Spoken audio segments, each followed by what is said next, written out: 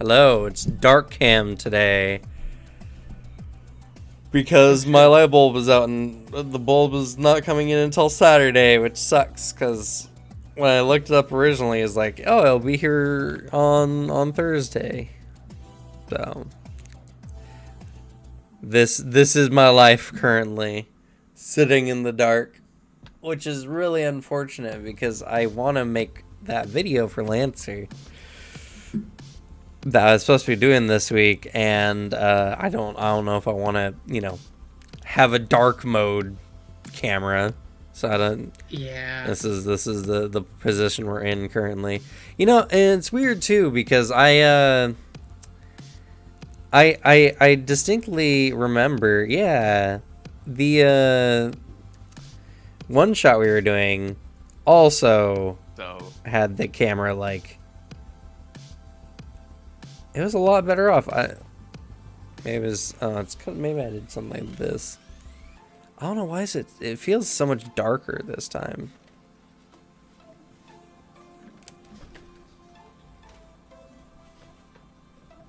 Yeah, it's really weird actually. So yeah, the lighting in your Lancer one was pretty good. Yeah, it was legitimately pretty good, but this one's like just darker. Maybe it's just because. And it's not as bright as it was that day, so I don't know. Maybe that's what it was. Yeah, if it's natural light, it's finicky. Because, I have pretty decent lighting on that one. This one was dark mode.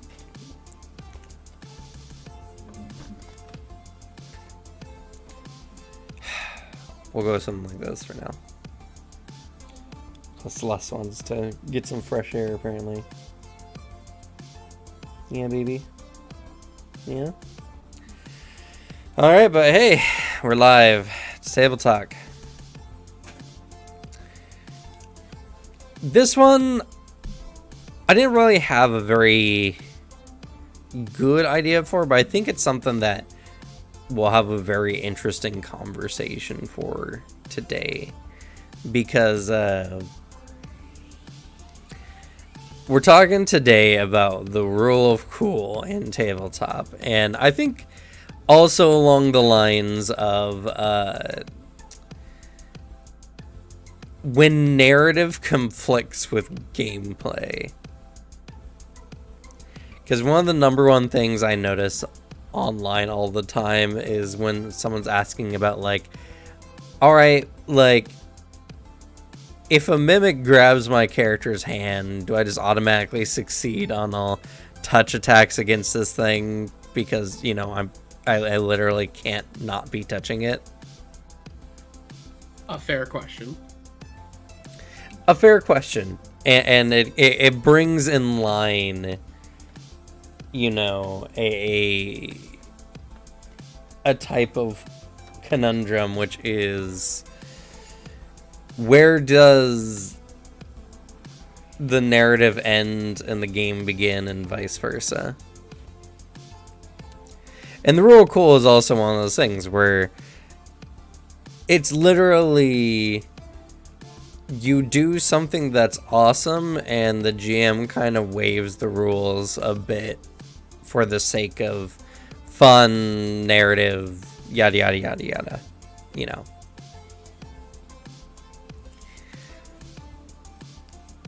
So let's give, I guess, some examples of the rule of cool in either what we've experienced or what we can conceive. We don't have any accurate memories at the moment. You got a real cool moment, Alex? I mean, it's a long series of it. As in, I don't have anything accurate because, one, it's also been a really long time since I've, ran games. I don't really run games anymore. But just my philosophy when it comes to DMing, especially because primarily I DM for groups that aren't like ours. For me to promote players to put more thought into combat and, actions and all that, I really emphasize, I will just let you do things if you give me if you can convince me that you can do a thing. I'll let you do it. And that way, just I want my players to think really creatively out of the box. Well, actually, I can think of one. So I ran in out of the Avernus that module, and for one of the combats, like the opening combat where you're in like a tavern, some pirates come in. A player was like pretty new into us playing. He wanted to do like a cool creative takedown, so he grabbed a rope, tied around one of the pirates, like ran upstairs and was gonna like choke him out. But like I had to make some strength checks, and the pirate was too heavy for him to like actually lift. And so then he immediately said, "Oh, can I look around and try to convince somebody to like help me?" And I just on the spot was like, "Yeah, there's actually a group of sailors up here like drinking, and they just like look like they don't want to get involved. Like they see fights like this all the time. They don't want anything to do with it." So then I had him convince like the sailors to give him a hand. He rolled really well on a persuasion check, so they were like, you know what? Yeah, fuck the pirates, fuck these guys, like they're ruining our shit all the time. And so they helped heave this guy, like kill a pirate in like a creative way. No attack roll was made, but he made a series of like tough skill checks and succeeded. So I gave it to him. Besides, it was like a level 1 encounter. I'm not gonna like the alternative was rolling a bunch of like hits and like damage rolls. Like it's a lot of stuff like that. Vehicle combat, we did the same thing. Like Mad Max, like jumping from vehicle to vehicle combat. Like probably not allowed in the rules, but we did it because as long as like at the end of my session or during a combat, my players get hyped, I am doing my job right, and I have succeeded many a times with that. Because that is honestly, I think the rule of cool is like the most important thing like in tabletop. I agree, and that's a very good example. Is just like otherwise, what it's just like they don't have an ability that can make people help them. They don't have like it's kind of strong in a game if you can just convince NPCs to just assist you in a situation. But also realistically, if people feel like the pirate's in a bad position and they're not gonna get shanked for it, why not help out and get rid of potentially a pretty big threat. Yeah, and like another thing I emphasize is like a thing you can help with like a good session 0 is mentioning like I'll let you do some of the stuff in combat, and I'll just mention like this isn't setting a precedent for how like the rules are set, but just you can be creative in combats because just hitting things repeatedly is very boring. I'll help you do things, but like I'm not gonna say like allow you to just do shit to insta kill people. I give that up front, and I have yet to have a problem in any of the games I ran. I had a thing where I had a player running a homebrew like subclass of ranger where they got like this digging like badger, like this underground badger thing, and they can travel underground. And so he wanted to drag a person underground with him because there's a rule that said anyone who is not like the ranger, if they're traveling underground with the badger, they'll take a fuck ton of damage. Like, so we want to tie up the guy and force him underground, just insta kill like this hard encounter. And I immediately was like, listen, man, that's a cool idea, but I'm not gonna let you do that because you're just gonna insta kill this cool thing. Like, that's not something I'm just gonna let you do. And he was like, you know what, that's fair enough. I didn't think about that. Yeah. But I'm playing with like close group of friends, so if I was playing public D&D, I assume there might be an issue. But. Well, and I think that's also a factor to consider in a lot of situations is how much you trust the players not to abuse, the precedences you allow for them to have. Because you're right, like that's a situation that's like, what would literally stop them from tying any enemy up and insta-killing them with this maneuver. Yeah, it's a thing of like, the reason I run my games like this is because all the games I've run for people, I'm very selective when it comes to who I DM for, and I only do that with people I trust. Like, I do that for people I know aren't going to take advantage of it. because like they know, yeah, I've worked a lot into this. Let's treat it like a fun game, and not like break everything I built. There's that level of trust from my players, so I'm able to run it like this. If say I had to run like Adventures League, I wouldn't do this. I would probably like do versions of it toned down, but I wouldn't do the extent I've done in my home games. Yeah. Different environment. And I think, for me, who's run Adventure League games, a lot of the times I allow the rule of cool for things that literally, like, don't matter in a super thematic sense. Like, I remember, for instance, Suzanne, before either of us started dating, well, never mind, that's a dumb segment, but before we started dating, I remember she wanted to like grab like a broken board in this tower and use it to surf down some steps to the bottom of a tower, right? And it's like it technically makes her go really, really fast, and you guys were chasing a bunch of drow who were escaping. Is this the one where Devon's monk fucking god moded in like this chase scene and like threw a person back at them? No. This is after that, but we'll get to that one. That's another good moment. But yeah, so what happened? She I was like, all right, go ahead, make for me like a dexterity check or an acrobatics. And she made a really good check, and I was like, okay, yeah, you totally just surf down, and then you're like in the lead of everyone in this chase scene or whatever. It wasn't like a super big thing, but it was one of those things where, like, who cares? It didn't really change any of the initiative. It's something that I did a lot in Adventures League, is just if I didn't feel like it overly altered the scene, it was fine. There was the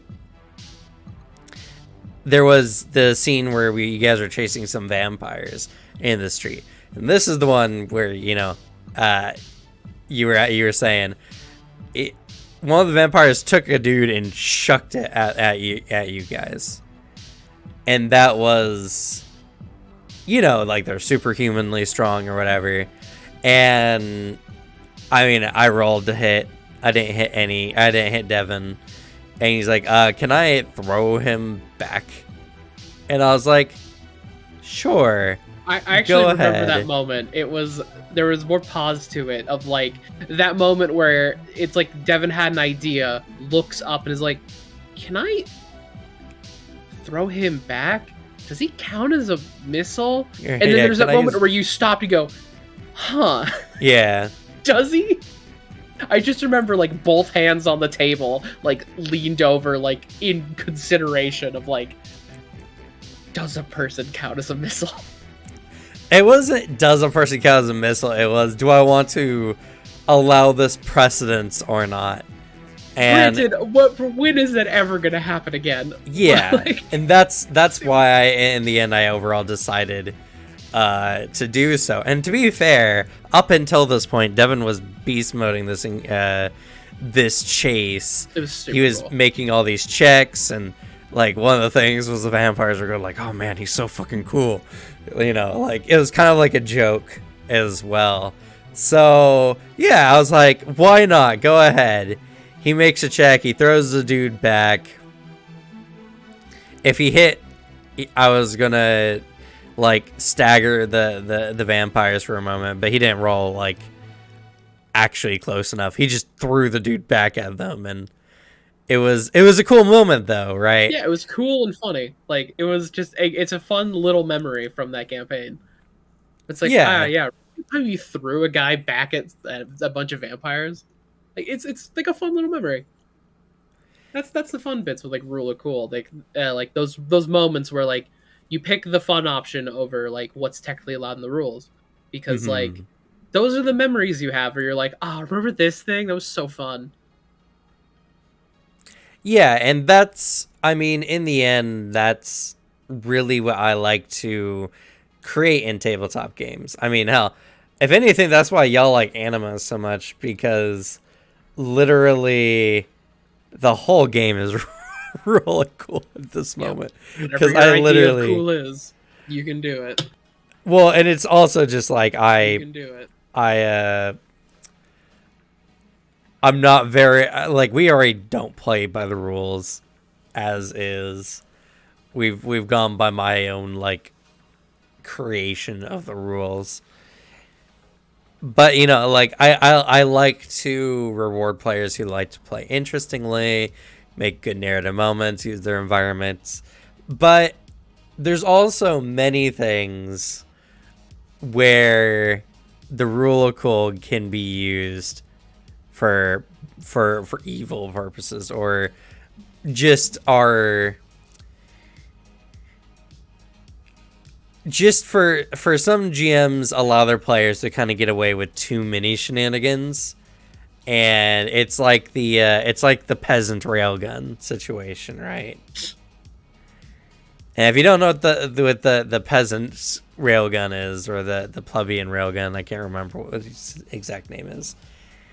They got all the people in town lined up, like from one side to the other, and then they took a spear and they handed it from one villager to the next in a turn. They all held their action, and then when it came to their turn, technically within 6 seconds, you know, the spear crossed the entire town, and then they passed it to a fighter who threw it at the dragon, and it was a railgun.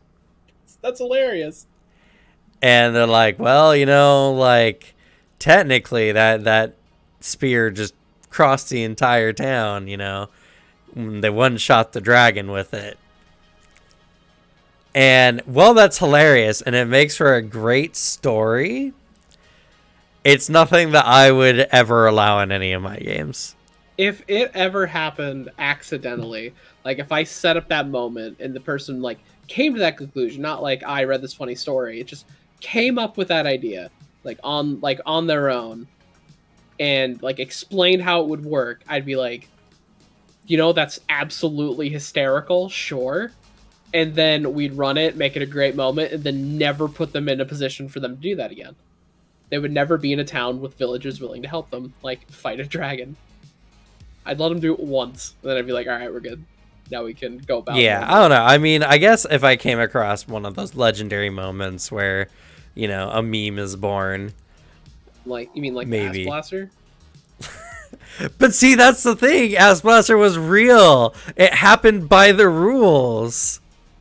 Yeah. Like that. It wasn't. All right.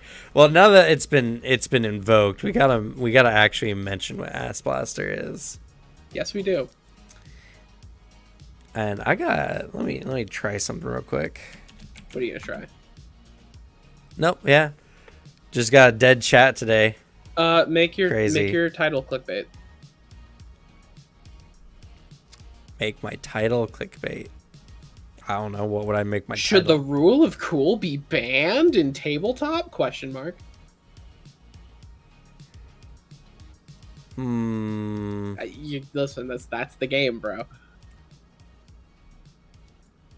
I mean, I'm not saying you're wrong. How cool is the rule of cool? Question mark. Cool. The first version part of cool is capitalized. Like, gotta have all caps for some words too. Let's see. Why the rule of cool doesn't work. How about that? I feel like you gotta make it a question.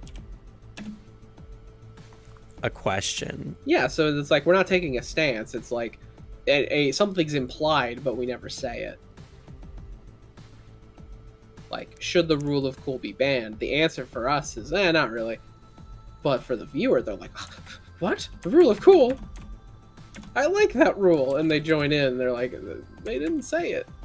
It's like when you did the, is Pathfinder 2e better than D&D? Same principle. People will click it because of their like, brought in.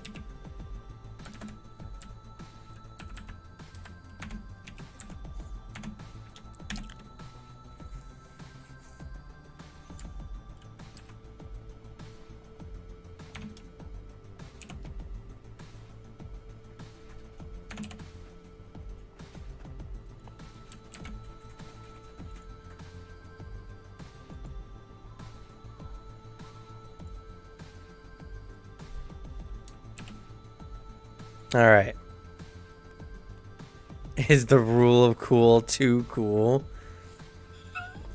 Should the rule of cool Too be there? cool. I got it. Nice. I got it. Hell yeah. That's why you're here, man. I trust your clickability sometimes. Listen, it's like one thing I'm good for. That's not true at all. It's also for just making dumb moments. That's fair. Also, I think it'll be incredibly funny if someone joins this stream. Is like, what is this title? What's this question even mean? I'll find that very funny. That's what life really is: getting personal joy out of a few like select moments. Oh yeah, I got actually again. Someone trying to correct me on the pronunciation of Magus. Oh my god, that kind of actually best kind. And so I was looking it up. They're like, no, it's Magus. It's like that sounds so dumb. Who says Magus? That person apparently. And so I looked it up, and technically it's pronounced Magus. Fair. I'd rather pronounce it Magus than Magus. True. But yeah, both the Webster definition and like the general Google search, it's Magus. Jesus. I'll say Magus though. Magus just sounds cooler. It's like the people that get upset over Pokemon names. Like, it's not real, first of all. Second, we played the games and like we read them. I mean, just because you read them doesn't make it right. I mean, that's the point. Like, we read it, so like we made up a pronunciation in our own heads as like children. And so when someone says like a Pokemon name, we're like, what the fuck are you talking about? It's pronounced like this. Because we didn't know there's a pronunciation. True. Oh no, nomenclatures is the thing too, where it's just like if enough people say it one way, it's like, you know, whatever. Yeah, if it's like a majority pronunciation, then that's pronunciation. No. Like there's this dumb conversation where on Trash Talk they were talking about like there's no such thing as fish because there's like fish isn't actually like a specific enough term. Because a jellyfish or a starfish, like, how are they fish?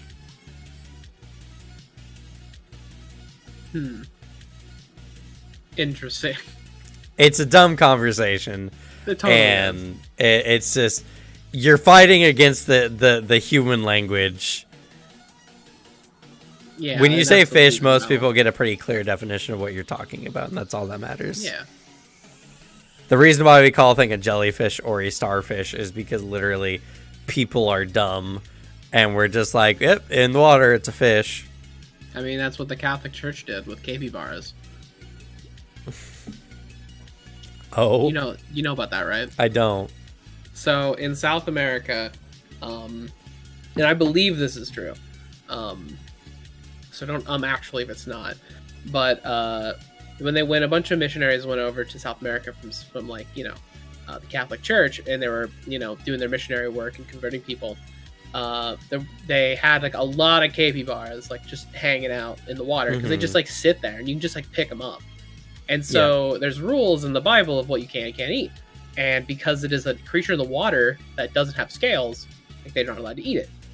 So then they just asked the Pope, like, all right, can you just say a capybara is a fish so we can eat it? Because like we're running out of food and this shit's like everywhere. And then the church was like, you know what, fucking fine. Yeah, capybara is a fish. And we're going to change the definition slightly, so this counts. Interesting. I believe that is true. And I hope it is true, because I like that story. I don't know. Not a conversation I want to get into because then you start that's a scholastic question. Yes, that's the word, scholastic. That's a fucking Harvard word, my man. Thank you. I'll take it as a compliment. Nah, you're just making it up. That I am neither qualified nor should anyone listen to my opinion on. Could have just said that. But anyway, Ass Blaster. We are going to talk about Yes. Ass Blaster. So, Ass Blaster is a story of why most assassinations take place in a bathroom. Great start. Right. To cut it down to its like most bare minimum point, Ass Blaster was when a character, My character. Alex's character, was hiding out in a porta potty. Well, it wasn't a porta, it's an outhouse. Yeah, I was Waiting for this one guy who was kind of like pretending to be Jesus and like brainwashing a whole town. Waiting for him to come and do his business. And he came and he was doing his business and he shot him through the butthole and it shot out his heart. One clean shot. One clean shot. And the crazy thing is, I initially was just gonna be like, all right, he's dead. And I was like, but I want to roll. I want to see the numbers. Yeah. And I was like, all right, you want to do this the legit way? Let's do this the legit way. So go ahead, make your attack roll. I'll roll him as if he's surprised and blind to the attack.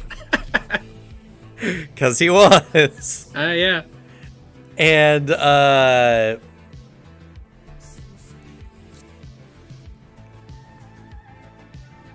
the difference was like, yeah, the difference was pretty big, pretty massive. It wasn't that big. It was a negative 130 though. Yeah, I mean, it was a negative for dodging a pistol like point blank range, like from your asshole, and like being blind and surprised by it. Because dodging a bullet is hard. Oh yeah, there's 'Cause, also by the way, that is bullet part. important. My character was a gunslinger. Yeah. Anyway, so yeah, we tallied up the damage, and I'm like, yes, the squishy mage dude is super dead, but it's critical. Roll crit level for me. We're doing this legit. Let's see what happens. Let's see if you just shoot his leg off instead or something. And they rolled like the literally like. Like 50 on the dot. Yeah, I think it's a 1 in 100 chance. Yeah. It's either like a 1 in 100 chance or like a 3 in 100, like a 1 in 33 chance or something like that of shooting this man in the heart, and they hit it. And I saw it, and I started laughing my ass off. And they're just like, what was it? What was it? Well, I literally could not say what had actually happened for like a solid few minutes because it was the most ridiculous thing I'd ever seen in tabletop. And they shot this man through the ass and out through the heart, killing him instantly. And thus Ass Blaster was born. And unfortunately, and yet fortunately, that was when we decided to start recording our sessions. Yeah, we After then that realized one. right after, why aren't we streaming this? Why are we streaming this one? So, Man, yeah, campaign's great. that campaign was really, really good. They had a lot of really fun moments. in it. Also, I think I rolled like I had an absurd open roll. Like, It because was, yeah. because for some reason, as Arthur, whenever I had to kill someone important, I open rolled to like my max, like every time. I mean, that's what happened with my rival, the final bit where I just like got like a 440 or something. Yeah. That's just what happens. Like, that character, just whenever he was killing an important person in the world, I guess. But yeah, and that wasn't even rule of cool. Legitimately, that moment was all by the book. Anima allowed that. Anima said we could do it. That technically, it's not even like. I mean, I guess if you did it in D&D, you would just get to roll with advantage. And maybe the DM might remove their AC bonus. Yeah. But, like, no one thought it was I thought it was cool. It was funny. It was also weird because I was inside of a toilet. It was cool because it was such an unrealistic moment that happened legitimately in game. It was also really fun because that came from like an hour or two of planning where we made up a joke idea and then realized our skill set fit the joke plan better than the actual plan. Yeah, that's true. And we're like, oh no, this would actually work.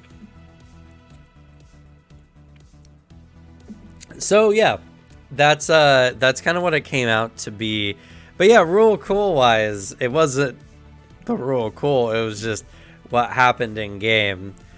And like I said, like D&D, it's a little bit harder because there's not anything like, there's no surefire shots, you know, by the rules. Yeah, you're not gonna insta kill something like that.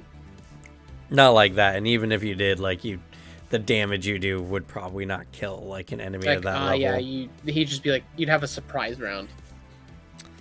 Yeah, you have a surprise round. The guy's got a arrow up the butt, and yeah, uncomfortable, but he's still alive. Yeah, and like, you know, and that's not necessarily a bad thing by D&D's standard. It prevents players from one-shotting bosses. Yeah, but simultaneously, it's one of those things where it's like, well, it's great that it happened in anime, though. And to be fair, this wasn't an enemy I was wanting the players to fight, like, legitimately. Because I knew he was just a limp noodle, you know? Like, I knew he was nothing of actual threat to the party. The hard part about him was legitimately the whole town was brainwashed by him. And including me at some point. Yeah, including you at some point. And the, you know, the players would have had to have dealt with the villagers to get to him. So yeah, the challenge was not in the fight, it was getting like the ability to fight him. Mm-hmm. And not, you know, kill an entire town or get killed by an entire town. Yep. So, you know, that's the thing, right? Is the rule of cool can be invoked if you're trying to, you know, if you're allowing your players to accomplish something that otherwise they could accomplish by standard means. Anyway, that's at least how I run the rule of cool. I never allow for specific in-game benefits or anything that can be exploited later when it comes to how it's used. But I think, you know what, actually here's a good opportunity to do some fun like sleuthing around on the internet. Let's try to find either some D&D horror stories or some big misuses of the rule of cool people have done online. It's something that we don't actually do a lot on this podcast, I guess. Which is Google shit. We don't just look up stuff, look up weird stories or anything like that. Eventually you'll break in topics and we'll just read D&D horror stories. That's true. I think a lot of them are really interesting to talk about, but also I think that like half of all horror stories are actually not real. Yeah. I mean, there's some where I'm like, I can see this. Some are a little too well written for me to like trust it. But like I said, like with Ass Blaster in the world, I can't write anything off because Ass Blaster sounds legitimately like too unrealistic to happen.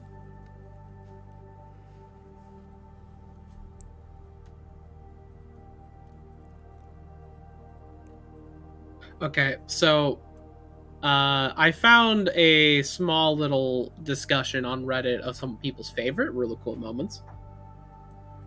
Okay, sure. We can look at that first. Yeah, I like the first one. I'll read it. Well, I used critical fail for my ones in my game. My players were clearing out a lizard folk tribe, and one of the lizard folks, for whatever reason, couldn't stop rolling ones and hitting his own tribe with spears and actually killing them. So, in rule of cool fashion, that lizard folk went full turncoat and turned on his tribe and pleaded with the players to spare him in exchange for his health. That lizard folk is now the cook aboard the player's ship HQ.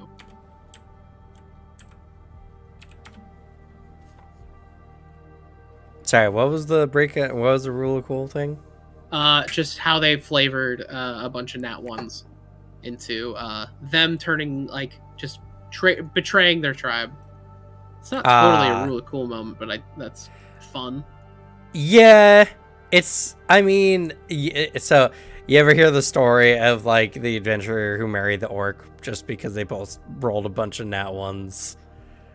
They're like, I try to push this orc off this cliff. It's like, all right, go ahead and roll nat one. You gently like rub their back as you're trying to put him up. The orc turns around, seeing you. He picks up his axe and is going to try to murder you. He rolls in that one. Well, he drops his axe, stunned that you would approach him in such a way. He's like, all right, try to tackle him off the edge. All right, roll nat one. You embrace him fully in a passionate hug. And yeah, it's so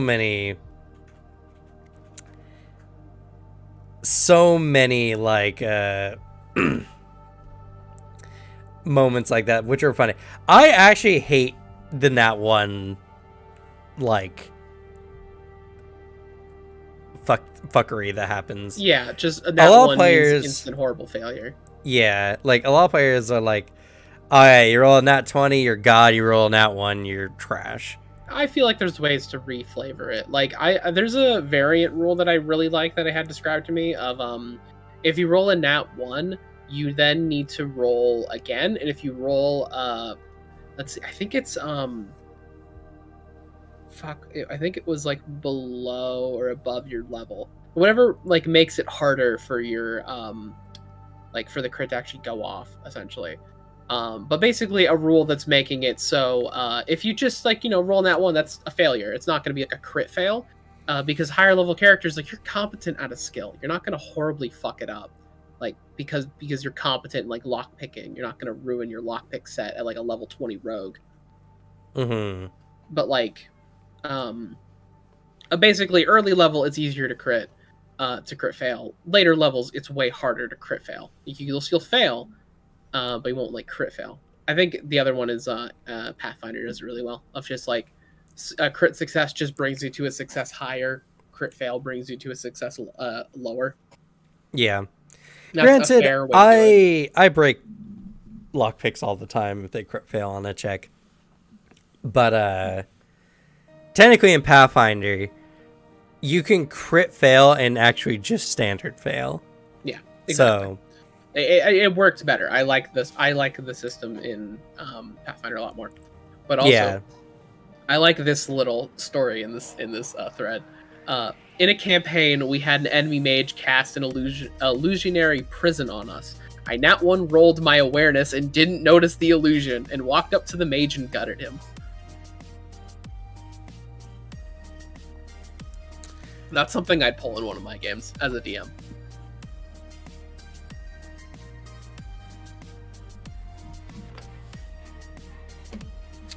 Yeah, and I think that Phoenix here says it right.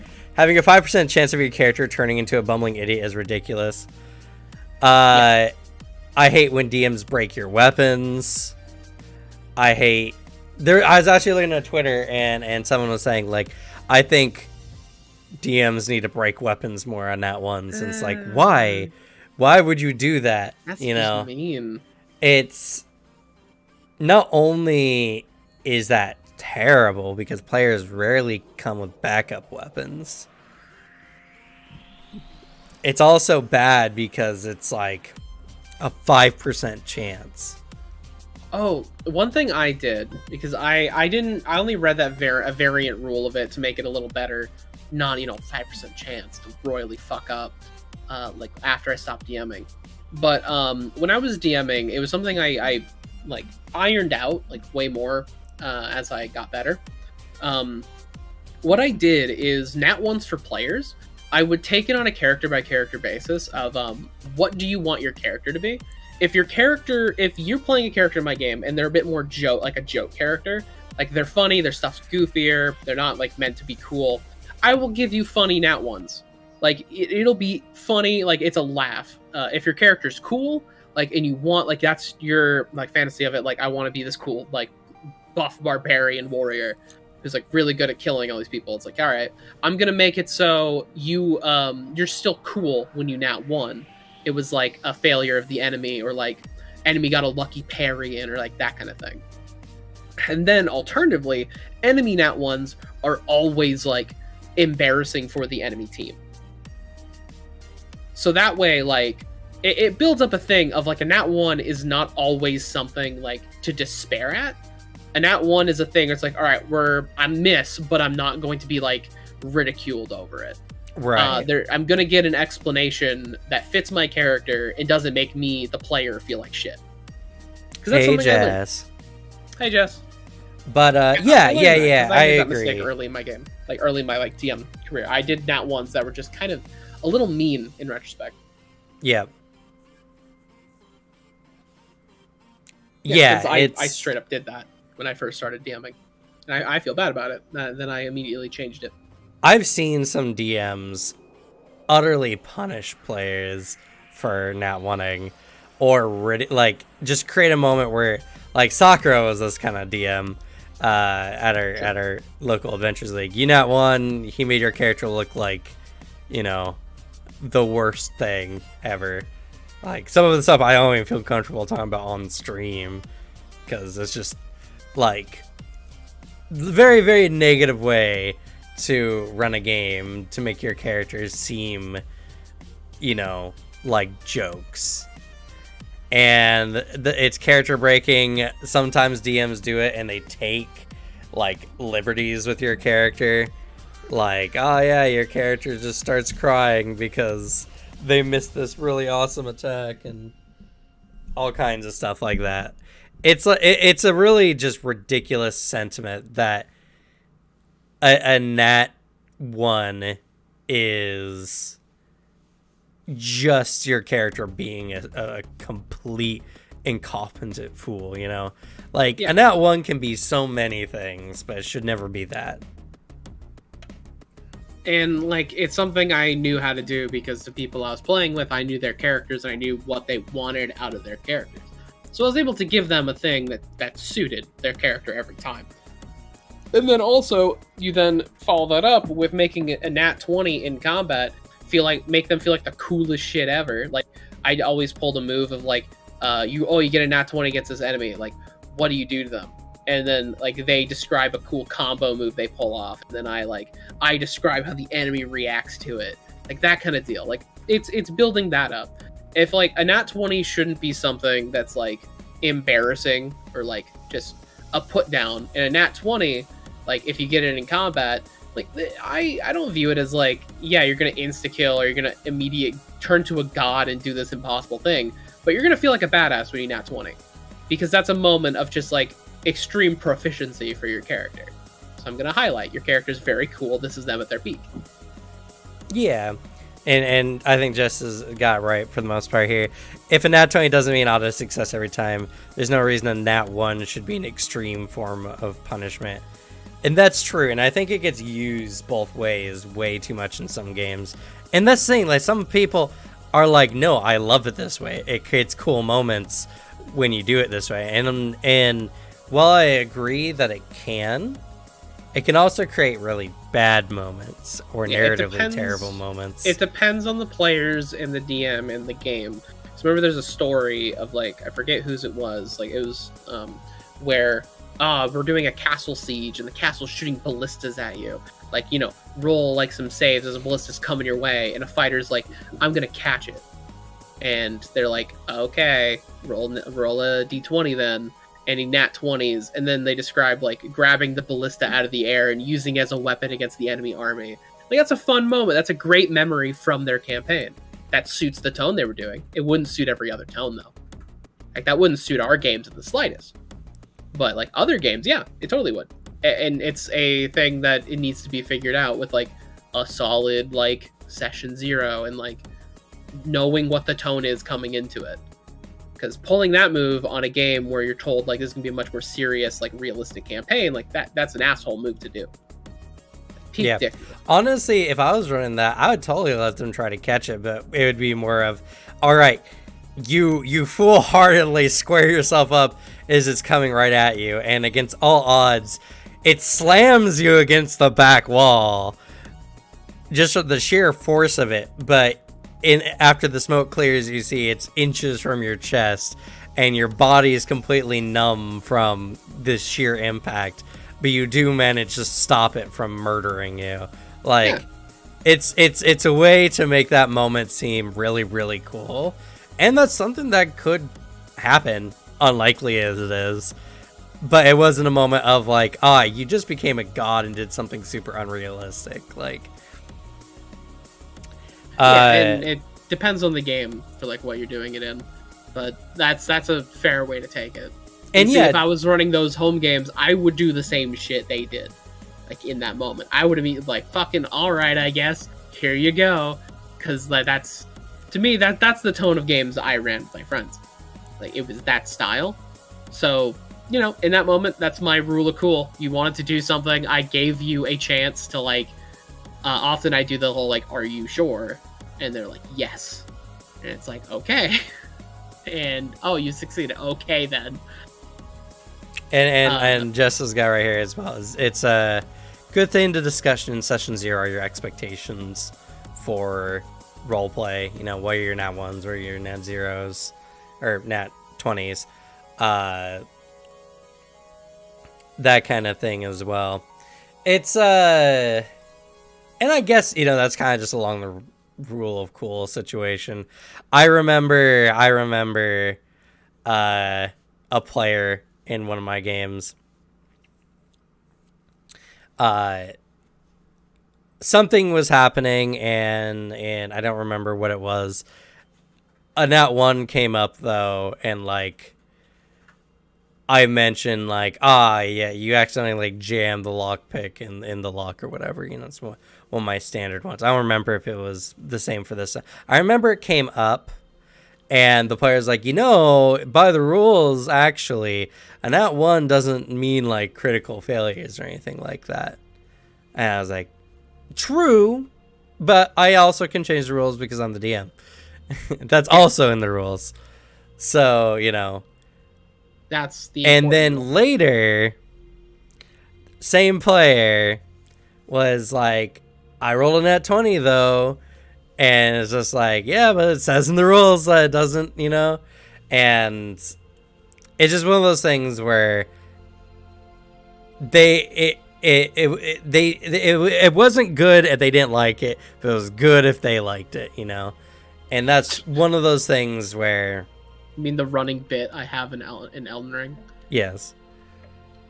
Anytime I struggle in Elden Ring, it's a horrible game. Miyazaki doesn't know what he's talking about or doing. But when I beat anything, easiest shit I've ever done. Like, this game is for babies. They should make a hard mode. Which I do, specifically to make fun of annoying Souls fans. And that's also a thing as well. Players have hyper biases sometimes when it comes to tabletop games. And that's something you have to monitor as the DM as well. Because I am a proponent, and I think, you know, it should be the case most of the time. The DM is a player with the other players. Their job is to make the game enjoyable for everyone else, and to run the game in a way that's both satisfactory for them as well as the group. Yeah. There's a lot of players who, you know, very Gygaxian style. It's the DM against the players. It's the DM's job to try to kill the players, but in a reasonably fashion. And that's not my particular style, but, you know, play tabletop the way you want, I guess. I just won't play in your game. Yeah. And see, I find that interesting because, like your philosophy on that, because I have the same, like, core belief, but like many things in our friendship, I reach it in a very different way. Mm-hmm. Like, I believe, yeah, it is a game. It is a DM's responsibility to make an enjoyable game. However, my view of it is like my version of fun as a DM is making the players have a great time. I don't care if my shit gets like dumpstered on or like ridiculed. Like, not to say this is not implying that you do this. Important caveat. But like I get fun when my friends have fun. That's really it. So a lot of times I'll run my games where it's like I have a very strong player bias. Like, I run from the perspective of someone who like has that player like bias. I'll do a lot of rulings in favor of the players. Of course, I keep a hand on it so it doesn't get out of hand, and I've never actually had it go out of hand and like become an issue. Because if it ever like was coming to be like that, I made my thoughts very clear, and because they're my friends and they respect me and I respect them in turn, they immediately like, oh, that is a fair point you make. I'll respect that decision. But yeah, I mean, I side on the side of the players. I make them overpowered and fun. I'll make a really cool really cool like boss monster, and then play up the act of like, I see that. I swear. It happens. It can happen. I'm not making this up. They live in Canada though, so like, don't look into it. But I find that players have a lot of fun when it feels like there's a light player versus DM bit where when they're like doing real good, I'll act like they're ruining my plans a little bit, or like I'm a little like I'll play up the jokey frustrated bit, and everyone's having a great time because of it. Because it's like, ooh, we're beating the DM's plans, and then in my head I'm like, no, I'm making this up as I go, and you guys are having fun, so I'm winning. A weird way to go about it, but sure. It works for me as a DM, and it made my players have a really good time and like have fun coming to the sessions every week. So, I succeeded in that front. Yeah, and I guess the difference between us that you were kind of aiming for, but you didn't really explicitly like state. I always like to err on the side of fairness for the players and fairness for the enemies. I like to make sure that that the players win, but the players win legitimately. And it comes from my deep understanding of the game systems in knowing exactly how much my players can take before they break. And so it's just like, there's so many times I've had the players on the brink of utter failure, and they get super demoralized. I'm like, guys, just trust me. I'm not going to put you guys in a situation you can't win. And they do win by the skin of their teeth. And, you know, there's been many times my players have walked away from a really hard combat, you know, where they came out on top. Oh, yeah. And for me, that's more fun because I like to, you know, make you earn it, you know. I want to give you something that's just at the edge of what you can handle, and make you earn it. And there's been a lot of moments like that where, hell, there's a campaign literally that I was like, okay, guys, so this character is very, like, I can't even understand this character as the DM, so I'm gonna give y'all a choice. I can either auto pass you guys on this part, or I can make it a 50-50 chance whether he murders you all or not. I left the choice up to my players. Yeah. And my players are like, no, we'll take the roll. We'll take the 50% chance. And they got lucky and they passed it. It was funny too because it was like an 80, which they needed to get over a 50. And I rolled again and it was an 8. So I was like, yep. That's how it should go, I suppose. We lucked out. But yeah, I don't know. It's interesting, like, because it's a mentality that, like, when you describe it, I'm like, you know, that's reasonable. That is an incredibly reasonable decision. But it's like one of those perspectives in DMing where it's like, yeah, but if I was ever in the DM seat, I wouldn't do that.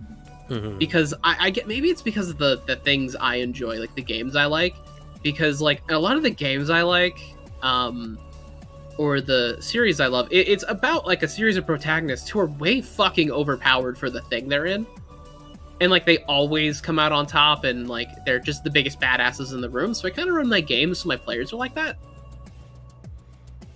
Yeah, I mean it's probably like that. That's probably a reason for like my decision, because I kind of run it like that style of thing. Like I give them challenges, but they're always challenges I know they can beat, and they might beat it easily. They might beat it like by the skin of their teeth. It's up to the dice at that point. But like I've never killed a character, and I kind of am proud of that because I never want to. I hate for DMing as long as I actually have a very low kill count. Yeah, you do. I've raised it a good amount. Yeah. Well, yes and no. I have straight up murdered one of your characters before. Yes. Yes, and you killed the other one brutally. No, the other one you killed yourself. No, that was you. That was all you. You killed yourself. I'm sorry. You laid up. You were the one to load the gun. That is your fault. We can call it. You gave me a loaded gun. Why did you expect me not to shoot myself? We can call it either pure negligent homicide, or we can call it third degree. I will agree that it's not as brutal. I deny.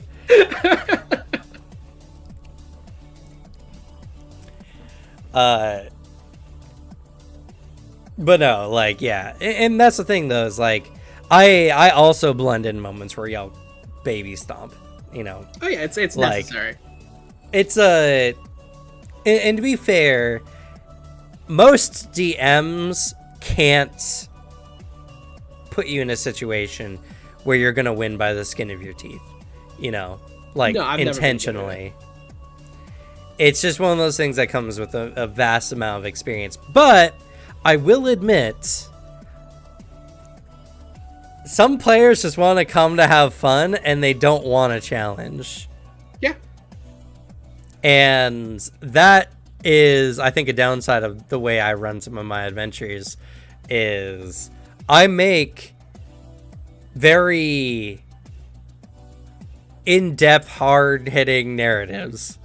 And that involves baby stomping sometimes, and that involves, you know, winning a fight barely, and someone may die, you know. And some players just prefer a easy campaign, you know. Yeah. They just want to come and cruise.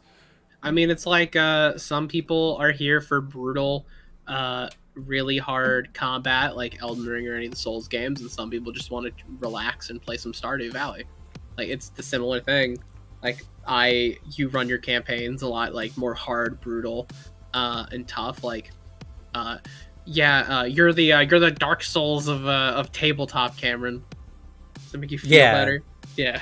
And then meanwhile, I'm running like a Devil May Cry game. I wouldn't call Devil May Cry necessarily, because there's some pretty hard fights in Devil May Cry. I mean, it's hard, but it's like, it's in my philosophy of the player is always the biggest badass in the room. I mean, to be fair, I play up what my players do all the time, even in the hard encounters. But oh yeah, totally. It's you know, it's just a thing of like, you're right, but I agree with the sentiment that it's like being the Dark Souls of tabletop in some respects. I think I hate that description, but it's a easy analogy to make. Yeah, it's one where it's like, it's a challenging game, but when you get through it, you feel good. Yeah.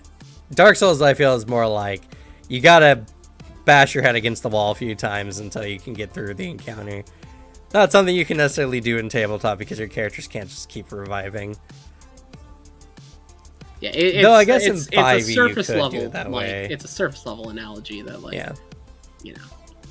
And just I see that comment there about there's some DMs out there who on the opposite side are really angry if you win or do stuff outside the railroading. I would like to see a player who wants a very railroady DM who wants the DM to always get their way. You know what I mean? Like, it's not a table thing. Those are just bad DM qualities. They show a lack of social compromise, a lack of flexibility. You know, those GMs are people who should reevaluate if they should run games or not. You know, unless you can show me a table of players who want a super railroady game and for the DM to always get their way, then, you know, then I can be proven wrong. But I find that such a unlikely scenario. But Rule of Cool. So actually what prompted me to start this chat as is was from a moment. So I follow Nerdarchy on Facebook. Nerdarchy is another bigger like D&D tabletop channel. And you know, they're a bunch of like old hats, but they tend to keep things a little fresher. You know, they tend to have a pretty good style, DM style. But they have some takes I don't agree with. Yeah. And one of the big things with their Facebook page that I find very annoying is they bash on a lot of memes for tabletop. And it's like, it's a meme. You know, like it's obviously meant to be a joke. But anyway, so one of it was like, this was a meme. You know, it was, all right, fighter, you got 1 hit point left. What do you do? Is like, all right, I'm going to I'm going to dash and move 60 feet. And I'm going to run by the cleric. And the cleric's like, all right, and I'm going to use my attack of opportunity on the fighter. And because I have Warcaster, I can hit him with a spell. So I'm going to hit him with the heal spell. That's great. And then it said in the meme, like, the DM's like, I don't want to play this game anymore. And then the Nerdarchy, they're like, I don't see what's wrong with this. This is really cool. And I disagree. To me, though, I mean, one of the big things about the encounter is the fighter did nothing that round. They're dashing. They're just moving. So, honestly, in that scenario, it's not like game breaking that it happened that way. But if that was the case, then the cleric can get a free heal spell off as a reaction every round. That's really, really strong. That's true. Really, really strong, and not a precedence you want to set for your games. But I also knew that Alex would say, that's really cool, when I described the scenario to him. So I was like, you know what? This would be an interesting conversation for us to bring up the Rule of Cool and how we would do it. Because I know Alex is just into the weird tabletop shit. Yeah. I know he's really into like the you know meteor? what?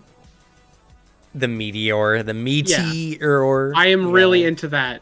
Like, I guess whenever I get those situations, and if I was given that situation of like, I catch the precedent, because like when you described it, I was like, oh, that's a weird precedent. I would always say, because I've been hit with those situations before, I'd be like, I will let you do it now. You're never going to do this again. And normally that solves the issue, and they're like, okay, fine. At least I get to do it one time, and I get to be cool in this one moment, and then I'll overhype it, I'll make it fun, and then it's like, cool, you're never doing this again. But I'll always explain. However, that story, I mean, like, nah, hell yeah. That's really funny. It's one of those scenarios where it's like, again, this was a meme. And Nerdarchy, of course, being a bunch of old fogies, are like, oh, see what's wrong with this scenario. Like, the whole point is, like, the DM is supposed to be like, oh, I don't want to play this game anymore. Y'all are doing some weird shit. You know, and it's supposed to be funny. And they take it, like, super seriously all the time. And, you know, like, I don't think... Yeah, rules as written, it's not possible because you can only use attack of opportunities on enemies you consider, or characters you consider enemies. Q combo happening right now. Yeah. Well, I mean, yeah, and that's just the thing is, like, it's one of those things where I don't think that's a bad, modus operandi for running your games either. The, all right, you can do it once and never again. I like to keep things in a way, though, that are, like, fair. Because, again, if the players can do it, enemies can do it, too. That's always how I run my games. And, your players aren't going to let you get away with cheesy stuff like that. Yeah. So, and that's kind of like where we differ, Because you'd be like, no, the players can do it because they're the players. Yeah. And I'll let them do it once, and that's it, And for me, it's more like, see, but I'm not going to let the players do it because that's a very it's a very uninventive situation, Like, we were also discussing this before as well. I like to reward, ingenuitive play using the environment, using situations that are very unlikely. Here is one that was very interesting to me, and I'm actually been wondering how I'd run this one myself. Essentially, a bard was prone underneath a warg, used Thunderwave to shove it 10 feet into the air, then made an acrobatics check to stand up from prone instantly before making an opportunity attack on the warg as it re-enters their threat zone with their polearm they're using. Oh, that's sick. And I'm sitting here going, huh. First of all, that's forced movement, which doesn't provoke attack of opportunity. But I like the idea of the moment, Like, I think that's a really interesting moment to do. And, I forget, in D&D 5e, can you attack a player from standing up from prone? No. I don't think so. No, you cannot.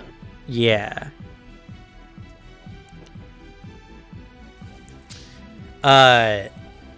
So, to me, looking at the scenario, I'm like, the bard could have,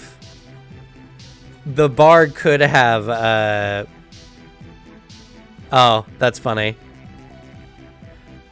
That's actually super funny that me and Alex missed that one. To me, that's like, okay, so the bard could have just stood up and made an attack on the warg. Oh, yeah. But they're using a Thunder Wave in this situation, and I guess they're utilizing their reaction at the same time. That's not a gain from the player's perspective, actually.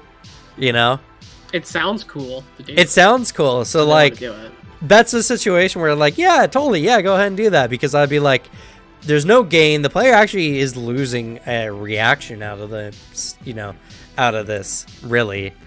And a spell slot, because I think Thunderwave is... that is a level 1 spell. A level 1 spell, yeah. So, like, for what they could have just done, which was stand up and attack. Yeah. So, yeah. This is a scenario where, for me, I'd be like, that sounds like a cool idea. Go ahead and do it.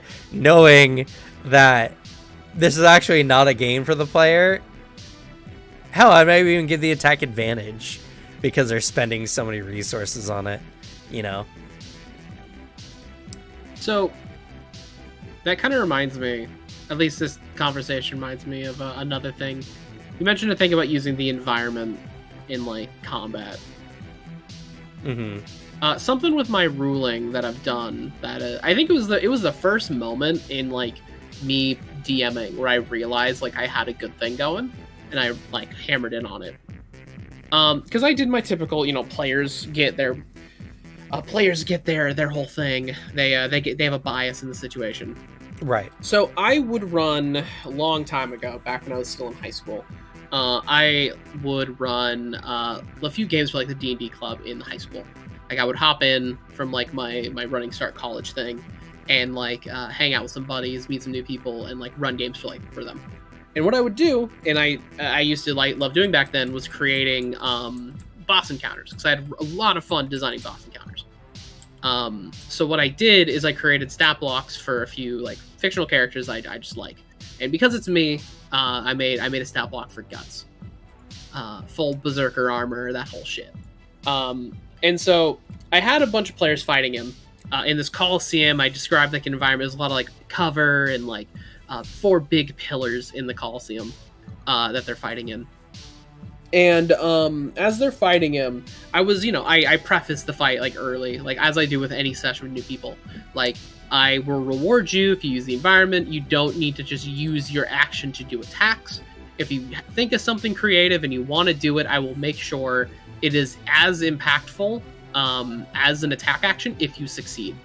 Like, I will make sure that you're not wasting an action if you're going to do something, unless you just straight up fail. And what they did is they had a moment where they realized like fighting Guts head on was really hard. So one character ran around and he had like a bomber character. He had access to like some minor explosive thing. And so he set up an explosive on a pillar, got another character to like lure Guts into this one spot, and blew up the pillar so it would topple on their boss. And I described this moment because it was a moment where I was like, they got really invested in like doing this. And so then I was like, oh, hell yeah, they're getting hyped for this action. So I started to build it up.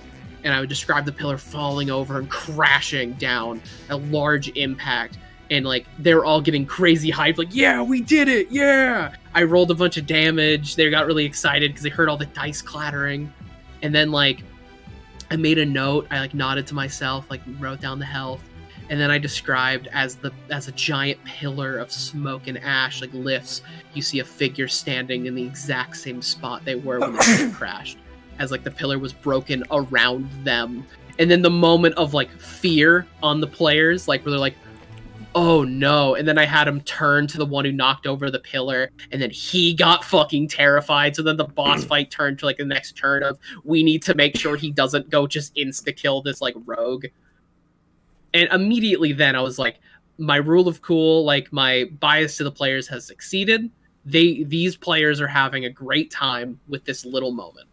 Just amplifying the fight, giving them a fun way to do it, and to deal a good amount of damage. But now the fight's a little harder because he's targeting someone with low health. Yeah, and you know, I think that's just the wonderful thing about tabletop in general is finessing. If you finesse the rules enough, if you finesse the situations enough, you can create moments that are both rewarding for the players and are also balanced for the situation. Because in this situation, you're like, okay, they did a good thing against the boss, but now the boss is targeting a player who's, you know, probably not going to withstand their next attack. And like, that's a choice. That's a trade up. And, you know, like I said, with the whole bouncing the warg up and opportunity attacking it or whatever, like, that is another scenario of like, it didn't provide a bonus, even though it looked really cool. And from the player perspective, it looks like they got a free attack on this thing, right? Oh yeah, that's a bad trade, but it looked and like describes as dope. Yeah, it's one of those things where it's like you can create all kinds of situations where you can allow rules to happen because you understand the game enough to allow them to happen. Oh yeah, and that's I think the hallmarks of a good DM is just you can make decisions that change the rules but don't change the fairness. Yeah, on a situation. And I will mention, like, to audience or anyone listening now or later, I wasn't always like, you know, giving out W's to my players. I've had moments where they fucked up, like the one I can think of, and it's the thing. Another way I run it, because bias to the players is my motto. Where I was running an encounter where it was just a period where I was like running a lot of D&D, and I was like, I'm really fucking bored of fantasy.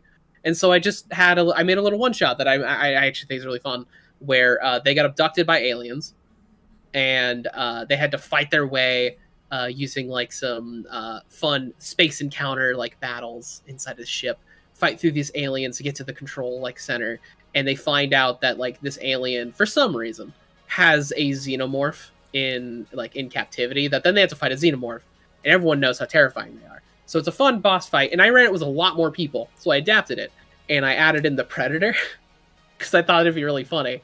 And it was a great session. Everyone had a lot of fun. It was a really interesting encounter. But then I had this guy. I think he was new to D&D. He's also like a little younger than us, like a freshman in high school kind of deal. Well, I was like a junior, and he described he wanted to like he really picked up on the idea of like doing stuff outside of combat, or inside combat that's not just straight attacking. And so he said he wanted to like lift up the predator and throw him somewhere. And I was like, okay, just letting you know, you are a ranger. He's like, yes, and that is the Predator, from the Predator, the guy who fist fought Arnold and was winning. He's like, yes. Yeah. Are you sure you want to do this? And he was like, yes, I am. And I was like, okay, make a strength check. You got a 12? I'll make it contested. Oh, he got a 25. And so then I described the Predator, like him trying to grab him, like lift him, making no purchase. The Predator just picks him up by the throat and stabs him, like with his big like arm sword. It was a fun moment. Like I described it in a way where it wasn't like feel bad for making a bad decision. I gave him an out. I gave him many outs. He said no, it was his decision. So I made sure to describe it like, yeah, he used his action to do this thing. Like, and basically being like implying to a lot of the other players, like strength checks are going to be a little hard. He's very physically strong. And then everyone took it as an okay, we need to, if we're going to do anything weird and creative, we have to think of something else than like contested strength checks. Yeah, and I worked it. I'm good in the moment to make sure that like any decision I make like that isn't going to make someone feel bad. And so I did. And yeah, it was just that is the one moment I can think of. There's definitely a lot more that I can think of a moment of like player bias, but in the face of like a definite failure that I then helped make sure wasn't a feels bad moment.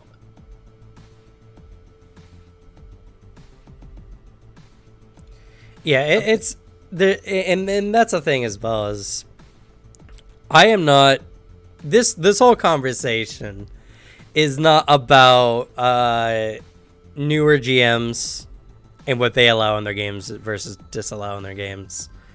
And, there's going to be some janky stuff when you see someone GMing for the first time. Yeah. And even for the first few years of GMing, it's like being a GM is a skill that you have to craft and hone over years. And it's only due to the fact that you just don't DM every day, Mm-hmm. And even if you do it several times a week. So yeah. And it does not include like skip sessions and all that kind of stuff either. Like it's like even I feel like I get rusty if I don't run any games for like a week or two, just because it's something that I've done for a very long time, and I've done a lot. I used to have games like 3 times a week. Even now, I still run like 2 games a week at least. And I've had to step back from GMing more to work on my channel more, unfortunately. That's just how it goes. But like, this is just a conversation from the perspective of a newer GM and a GM of, a couple decades at this point, as was just the concept of like what the rule of cool adds to a game, what it takes away from the game.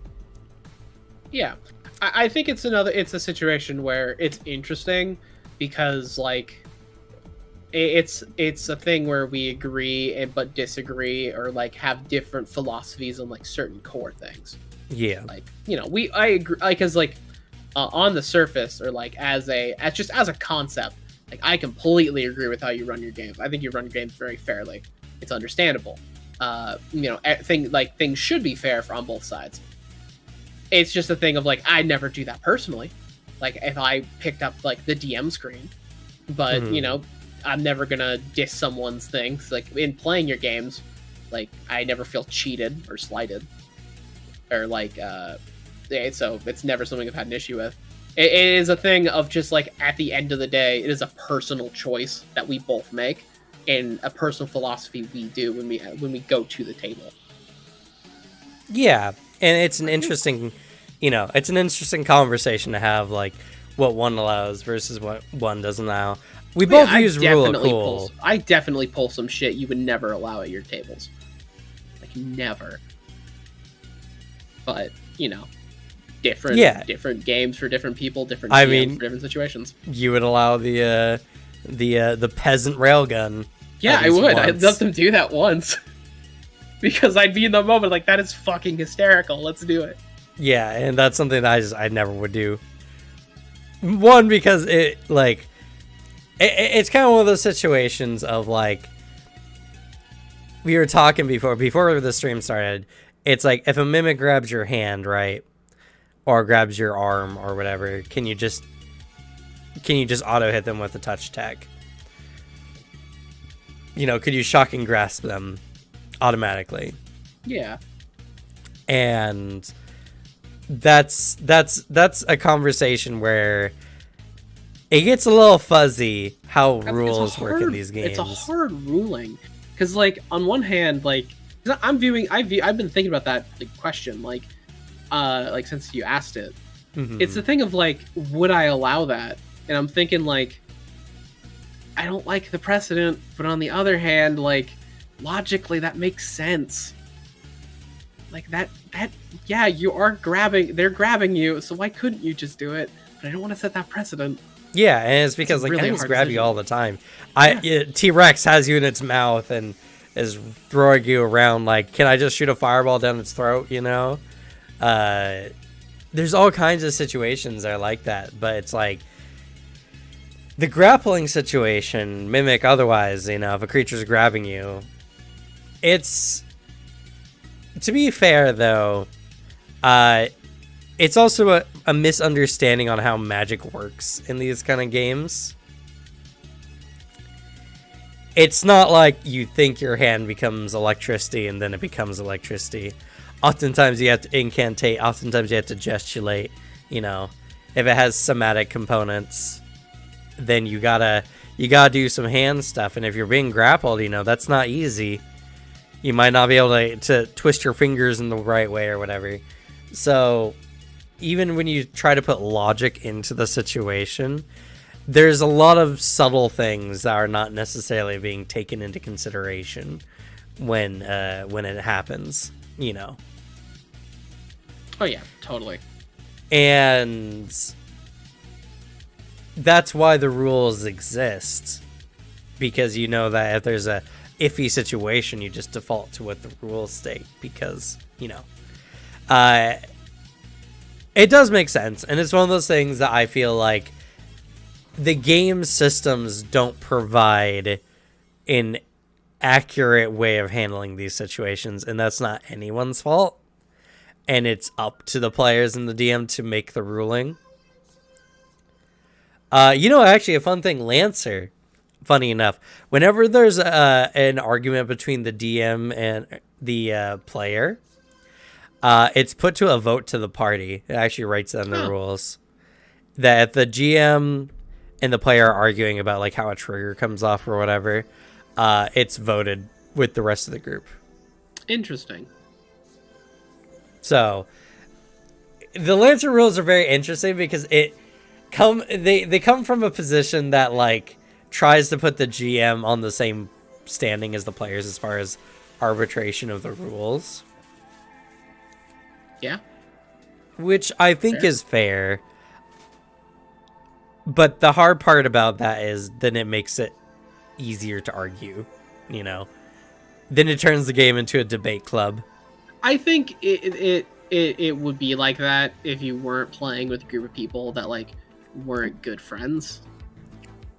Well, like, and yeah, I mean, level, like that's the mutual respect. That's the thing, right? We couldn't play Anima if we had people who didn't get it.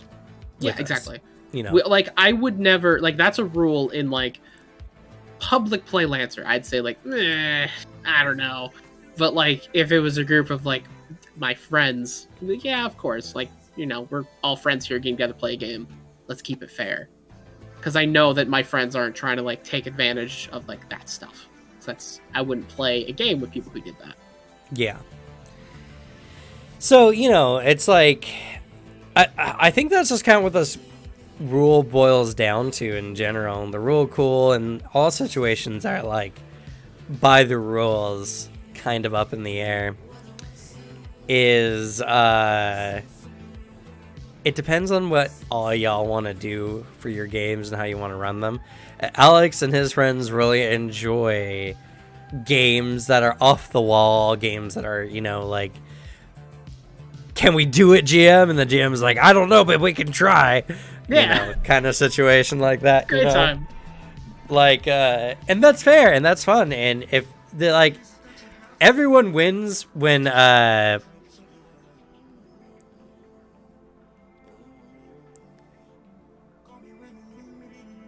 I was reading chat there.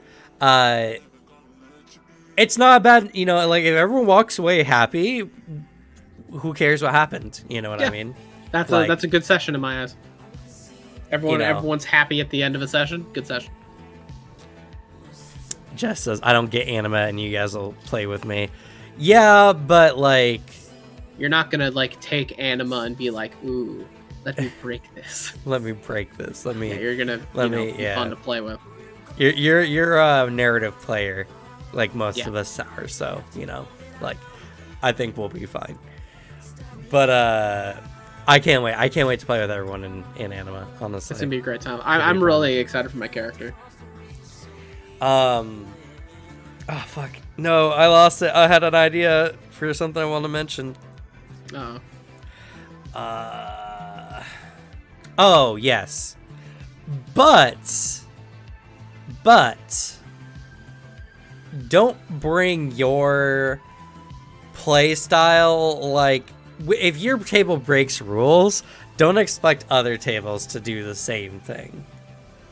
That's something I had to deal with all the time in Adventures League, is players who came to me and be like, well, my DM lets me use mending to mend bones. And it's like, I'm not a DM. it's not that how DM, it works. like, yeah. I'm sorry. You know. We view this differently then. Because, like, I would go to, like, I'd run my games like that, and then I'd go to your games and it'd be like, DM, yes, I'd like to have a trash can weapon, please. Like, I wouldn't pull that in your game because you're a different DM than I am. I would never expect people to, like, all DMs to be a hive mind to do the same shit. It's true. I like it when my players ask me questions and what they can and can't do. And I always try to arbitrate on, like, okay, what can I do to allow the player to have the most fun without bending the rules too much? Because I'm not a big fan, personally, of making my games overly realistic. Yeah, I'm happy you don't do that. I hate that shit. And I like to yes my players as much as possible. A lot of what I do just is about keeping the game mechanics fair for everyone, for myself and for the players. And, you know, because the players have a lot of advantages, especially in Pathfinder 2e, because y'all get, like, hero points, which the enemies don't get. So sometimes the enemies can use rules that you guys don't have access to, you know. This is what it is. Oh my god, slow natural healing in D&D. I hate it. Slow natural healing rules. You know, it's funny too, because in Pathfinder they actually have slower healing than D&D, but it never comes up because there's so many ways to heal, and the healing is just better overall. Yeah, fucking potions. The potions are better. Way better. Champion literally can heal you to max if they get enough time to rest between uses, because they can just keep using their focus heal spell every 10 minutes. You know. 50 gold pieces! Exactly. Yeah. I need a meme of a dude yelling at a potion that just is 50 gold pieces. And I imagine it's exclamation anger. points. Like, I picture a little Discord emote of just angry as, like, a bunch of gold, like, pieces are falling behind them. Yeah. 50 gold pieces. That needs to be a channel. That would, you know, that would be a hilarious alert for the live streams. Oh yeah, like a dono message. A dono message, 50 gold pieces, and then just a bunch of coin sounds. That'd be great. I think that'd be really good. Really fun idea. It needs to be a sound alert. Yes. Eventually, we'll get back to that point. I think soon-ish, this year sometime. Yeah. We're almost at 600 subscribers on YouTube. Oh, yeah. And when we get to 1,000 on YouTube, hopefully we'll be able to start doing donations on stream again. So, a $50 donation noise. I don't know if I'd make it that. I'll probably do like a dollar one. If it gets like a big channel, you're getting donations all the time. Yes, change it to that. Yeah. So that way. We're pressing around the same brain cell. Yeah. That's how we are sometimes. I can't wait to start doing like donut stuff again. I liked that on Twitch. It was really fun.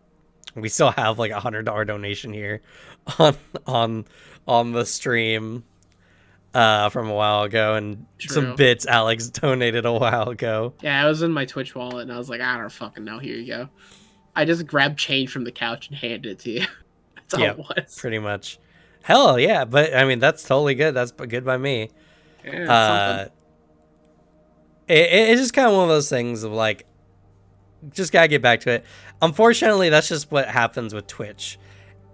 If I was still on with Twitch, I wouldn't be able to multi-platform stream to YouTube. Yep, and there's a lot of people that just come in on YouTube. Yeah, I legitimately most of the time, I get, while streaming, half of our viewers come from like YouTube, and then like after the fact, a lot of the people more like come to YouTube. I mean, it's just the thing of like YouTube in general. It's easier to just browse and like find new content easier than Twitch. I've never gone to Twitch and looked for new streamers. Like I've never done that. Like I've gone to YouTube and found new channels. Yeah, totally. It happens all the time too. It's just, you know, I had to take a step back and reduce any earnings I could earn to make my platform bigger and make the base bigger. And we're getting there. We're getting there with time. And, you know, a lot of our streams, we have a lot of people show up sometimes. Oh, yeah. The Lancer stream the other day, we had like 12 people showing up on stream. And, you know, you've succeeded in making a good live stream when someone comments the timestamps. The timestamp. Yeah, again, that happens. That's happened a few times too. Oh, yeah. I pinned that message too. I was like, fuck yeah. I didn't have to go in and edit the stream. Good for me. But,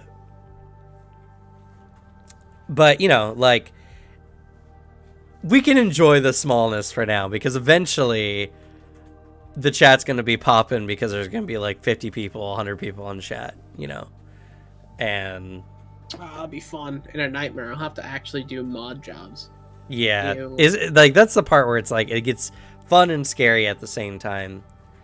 And I'll have to actually try and be a mod.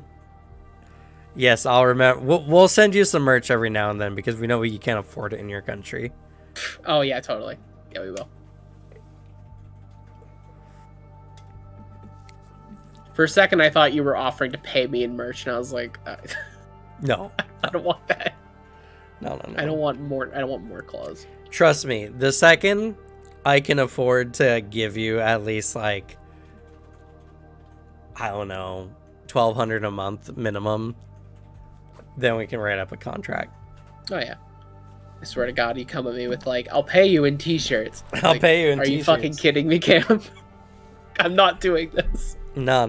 My goal one day is to hire all my friends to help me with my channel, and I want to be able to pay them fairly. And it's just going to be something that's going to take a bunch of time. But, you know, we're making it. $1,200 in t-shirts a month. The only thing the only thing you could send me to like make up for monetary value. Like if you just send me minis, it'd be like better. Yeah, it's like be more. We're cutting the middleman in that situation. Yeah. Yo, Spider-Nos. But yeah, you know, it's a I don't know. This is an interesting chat. Actually, a lot more interesting than I thought. I was like, we might peter out on this one like halfway through. But no, we talked about the rule cool for quite a bit. It's just one of those things of like, and I'm even looking here on that, the whole like blasting the warg away with Thunderwave and using a reaction attack against it. Like, I'm scrolling down here and a lot of people are like, there's a lot of rule Nazi people here. They're like, no, it doesn't work this, doesn't do that. This, that, and the other thing. It's and then some people are even on their side, and it's like I'm also in like a Pathfinder 2E like Facebook group, and all the time I see rulings that I just like don't agree with, but there's always someone in the chat who does. Like, there's always a comment I do agree with on how like they run it.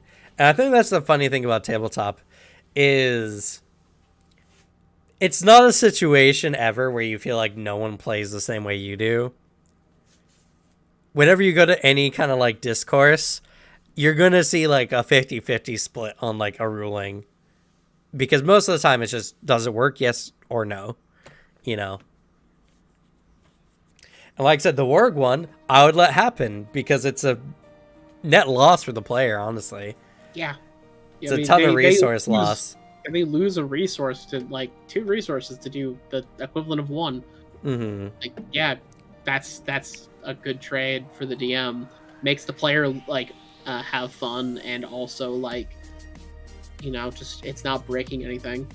But granted, if someone approaches me with a thing and they're like, I want to do this cool thing, I'm really excited, I have this idea, I don't have the heart to say no. That's another thing.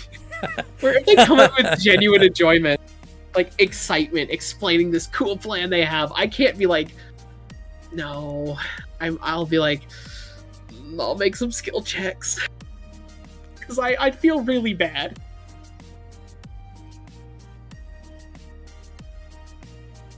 That's another good one, actually, Jess. I like that one. The sacrifice hit points, spell slots, action economy to give someone advantage on a death save for another party member is really cool. Oh, hell yeah. That's a good idea.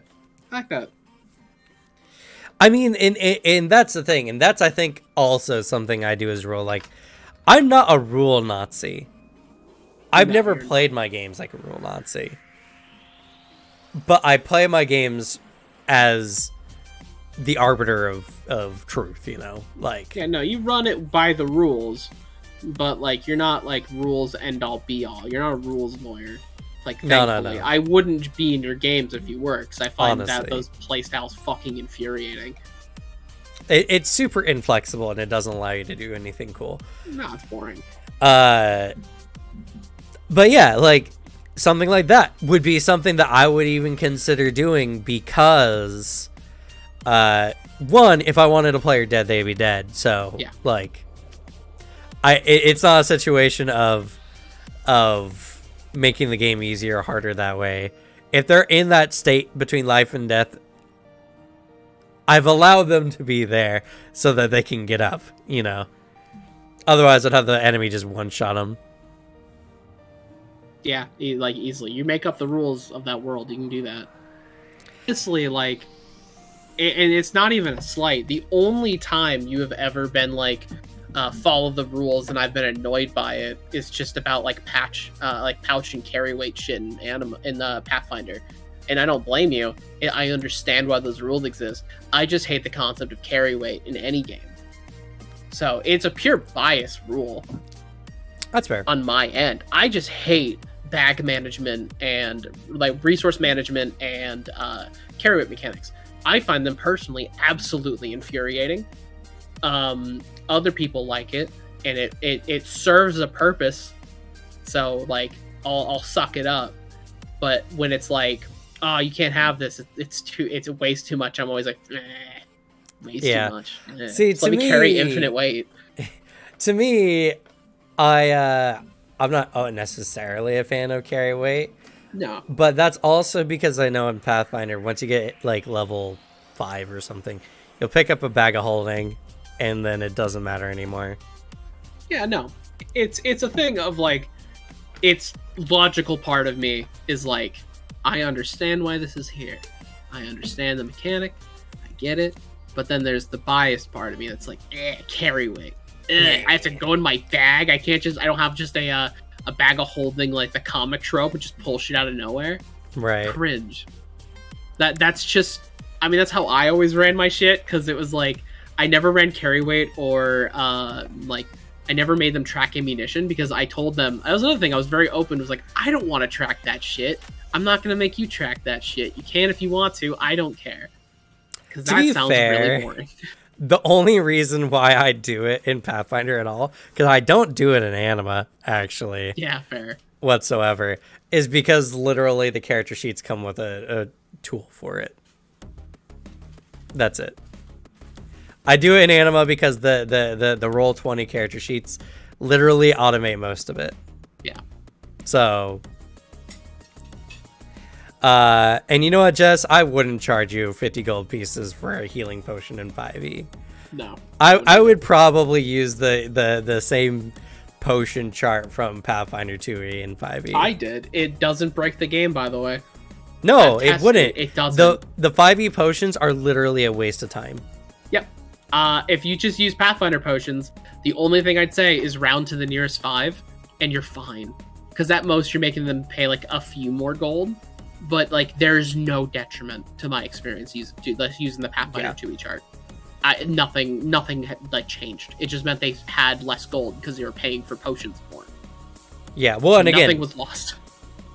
Like, as I said, healing potions in 5e are a scam. You'd never use them in combat. Yeah. They're useless. Whatever potion you're using at your level will only negate the next hit that comes to you. But you don't do anything, you know? It's like... Yeah, it's a waste of an action. It's a waste of an action or bonus action. It should be a bonus action. I mean, to be fair, I think most people play it as if you drink your own potion, it's a bonus action. I've seen mostly it's an action. I've had it be an action more often than not. Really? Yeah. Huh. I disagree, but like, whatever. Yeah, no, but also, Devin, yes, that's true. And I'll say this on the record, if ever I announce, like, hey guys, I'm working on a game, be it a video game or a tabletop system, whatever, and there's a carry weight mechanic, that was not my decision. I was forced to put it in there. Because I refuse. That shit is so annoying. Oh man, you can't use your strength stat to carry more. Yeah, everyone can just carry like as much as they want. Because like that's fun. If people want to carry weight, they can homebrew it in. Yeah, it's I don't like carry weight for the most part because one, it doesn't make sense in most systems anyway. And two,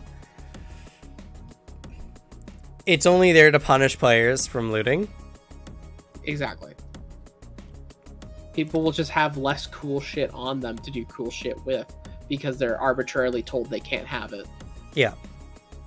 Like, it's not... If it was a different situation, and this is why I like it in Pathfinder, where the players are like, oh, you're in, like, a diamond mine, and you notice a open geode of, like, rare gemstones. However much carry weight you guys got, you can fill it up with gemstones. And I do this all the time in Pathfinder, actually. Oh, yeah.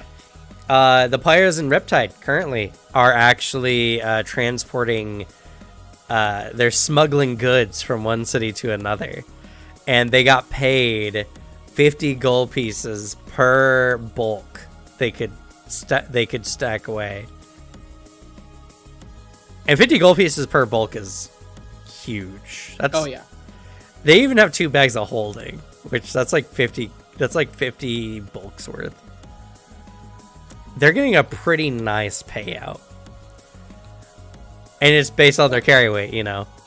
It uses that like stat, like everyone starts like going for like how can we expel as much of our own bulk to get as much money as possible. Yeah. Like it works. It's a good way to deal with rewards. Yep. And again, that just comes from knowledge of the system and implementation. I dislike when a DM is like, well, you beat the dragon and you see 500,000 gold coin, and the players are like, yes, we're rich. And they're like, but see, carry weight of coins, y'all can only take about 5,000 gold coins back with you. And it's like, the fun's been ruined. Yep. Yeah, that is annoying. Or even worse, they're like, well, right before you guys is 5,000 gold pieces worth of copper. And they're like, so how much can we take back? It's like, we do the math. Yes, you could each take about 100 gold's worth of copper back because of the sheer quantity of coins. Wow, what a good quest reward. Yeah. It's like, what? I gave you guys 100 gold pieces. That's a lot by 5e standards. And it just annoying. It just feels bad. It's just like, man, if you're gonna do that, just give us just say that there's like 500 gold on the ground. Don't tease us with a bunch of gold and then be like, psych, you can't take that much.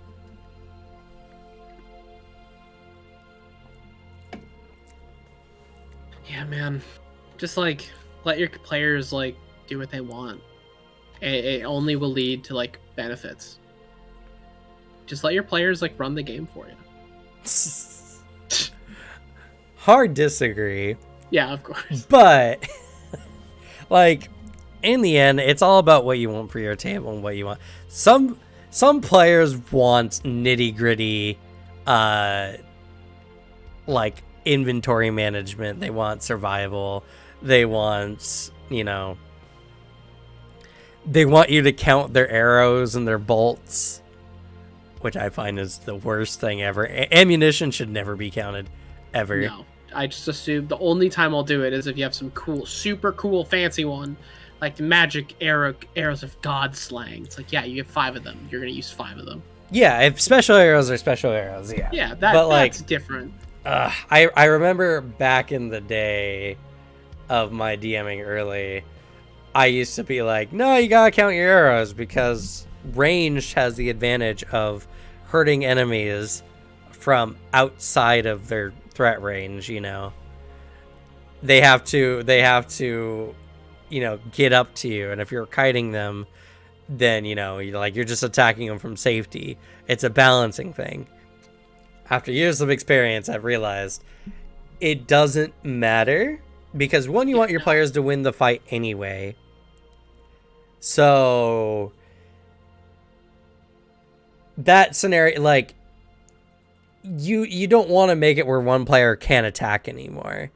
2, in games like 5e, range doesn't mean shit.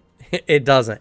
Because an enemy just has to run up next to the ranged character, and at the very least they'll get an opportunity to attack when they try to make space again. Or the other character disengages and then doesn't get an attack. Unless it's a rogue. But then there's a wide variety of other ways of solving it. Like, I can have an enemy that also has ranged, because why not? I can just make so many enemies that they can't stay away from all of them. Like, there's so many ways to solve it. Counting arrows is ass. It just, it's the worst mechanic ever to have your ammunition. Yeah. And you don't do more damage, actually, than actual fighter characters do. So, power to you if you like doing that, but I cannot relate and I do not understand in the slightest. Yeah, there's tons of times I listen to people who are just like, nah, I want to play AD&D where the wizard has 2 health points. Yeah. And, it's just like getting to the end of the game, you're going to lose some characters along the way. It's a meat grinder until you come out with those characters that just happen to make it to the top. Sounds lame. Yeah.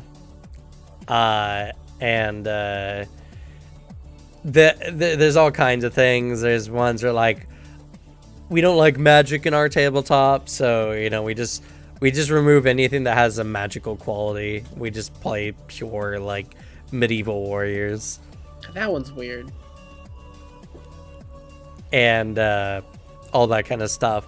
Which, I mean, like, I can get that somewhat, but don't play D&D then. Play something else, you know? Or, like, you know, again, like, oh man, yeah, that might be, like, if everyone at the table is down for it, like, cool, I guess.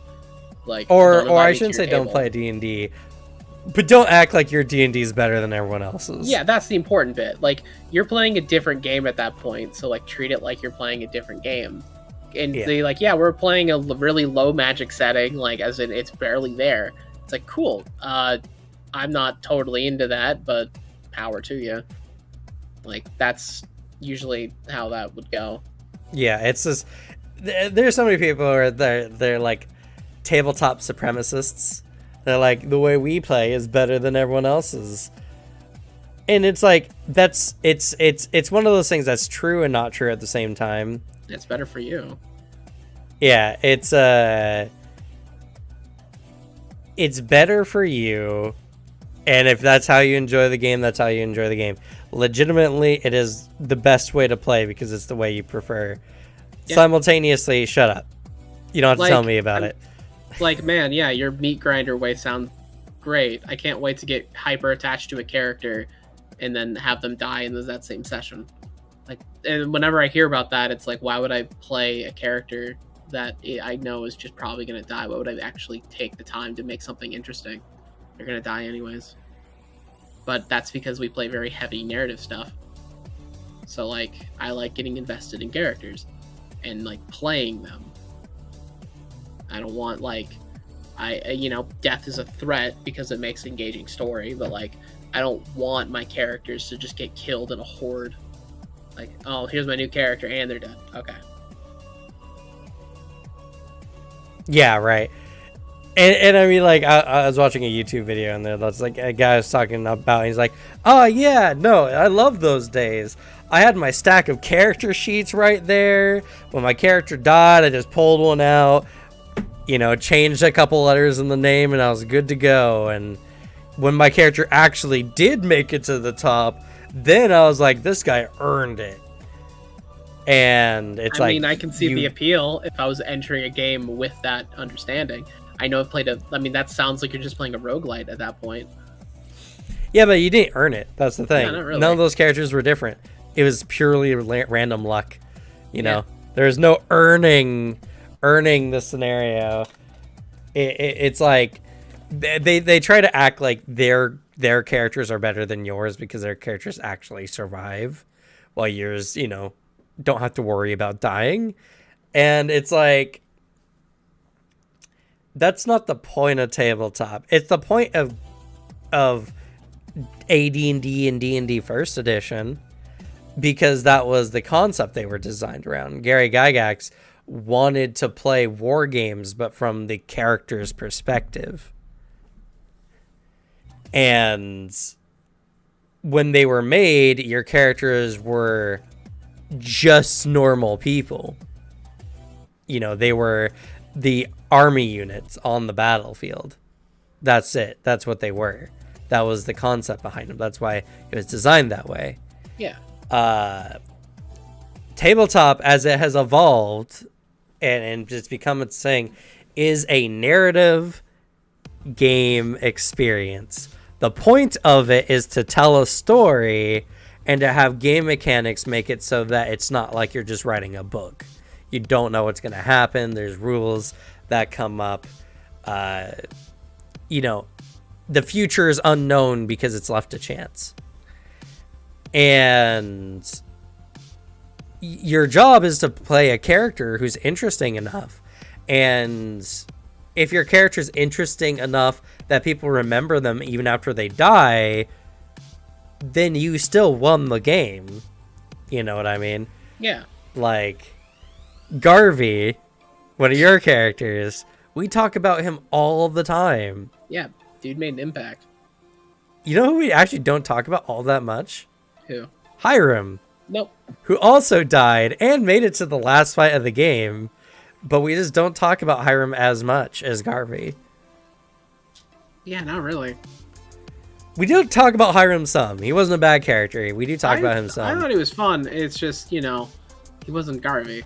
But he wasn't Garvey, and Garvey died like the last third or before the last third of the game. So, like, straight up had a story arc ready. Yeah, I did. I was very sad that it actually happened that way. And to be fair, I did your character dirty. No, you totally did. I straight up assassinated them. But I don't regret it. No, same. And that's the thing, is like, if you walk away and you remember your characters a lot, you walk away from a session and you're super hyped about your characters, that's a win in my book, and that's what tabletop's about now. And that's why I try to work really hard to make my games hard but fair, and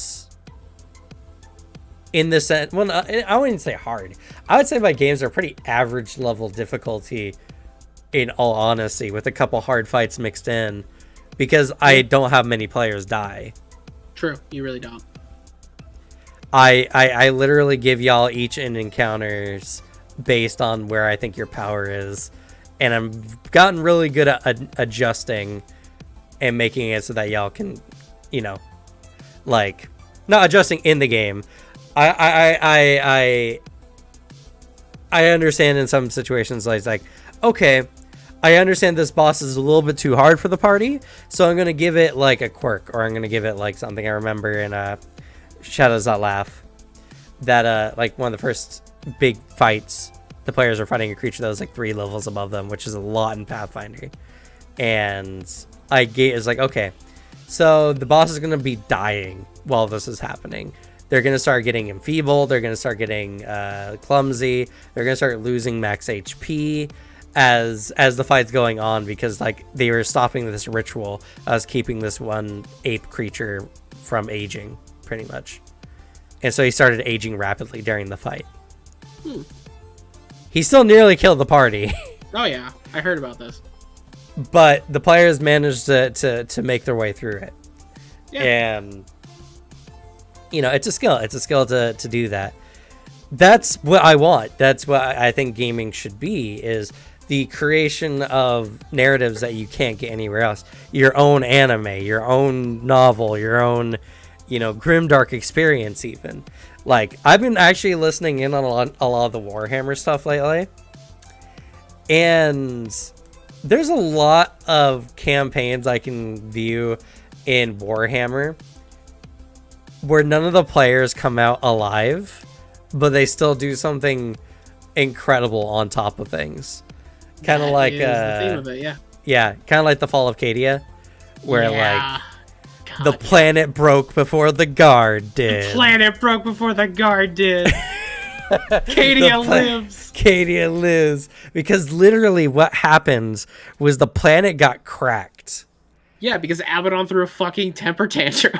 Yeah, because Abaddon's like, no, you can't be fighting back against me. He threw a planet-sized super weapon that is like unable to be built and unable to be like comprehended anymore. He lost because he needed 3 of them and he had 2, and so he's like, fuck this, and he threw it at the planet. Yep. And they kept fighting, and then the absolute fucking Chad, Lord Castellan Creed, ushered on everyone on the planet, all the soldiers onto the escape boats, escape ships before he did. Yeah. He made sure everyone was safe before he left. Well, it wasn't everyone. One of the things... Yeah, some still are fighting. There were still billions on the planet that still died. Yeah. But then there's also, I think, still pockets of people that live on the remnants of Cadia that are still fighting. They might mostly be dead right now. But no, I think they're all dead because they have no atmosphere. It's 40k fuckery. They might still. I don't think so. It's 40k but shit. That's the problem. No, I don't think it is. We could verify later. But one of the things was, the reason why they say the planet broke before the guard did was because even after the planet was cracked, you could still see lasgun fire on the individual parts that broke off as they were still fighting chaos. Yeah. Still fighting all the demons and all that kind of stuff. They kept fighting. They kept fighting despite the planet literally being blown apart. And, you know, it's like, it's that kind of stuff that makes Warhammer stories really, really cool. There's so many stories in Warhammer where the characters don't live, but they go out shooting. And it's good. Some of the most memorable characters in Warhammer go out that way. It's the most interesting way. Also, I will quickly mention, I just did a quick Google, people still live on Cadia. Do they? They're all cultists, like chaos cultists. Because of warp fuckery, there's still an atmosphere probably.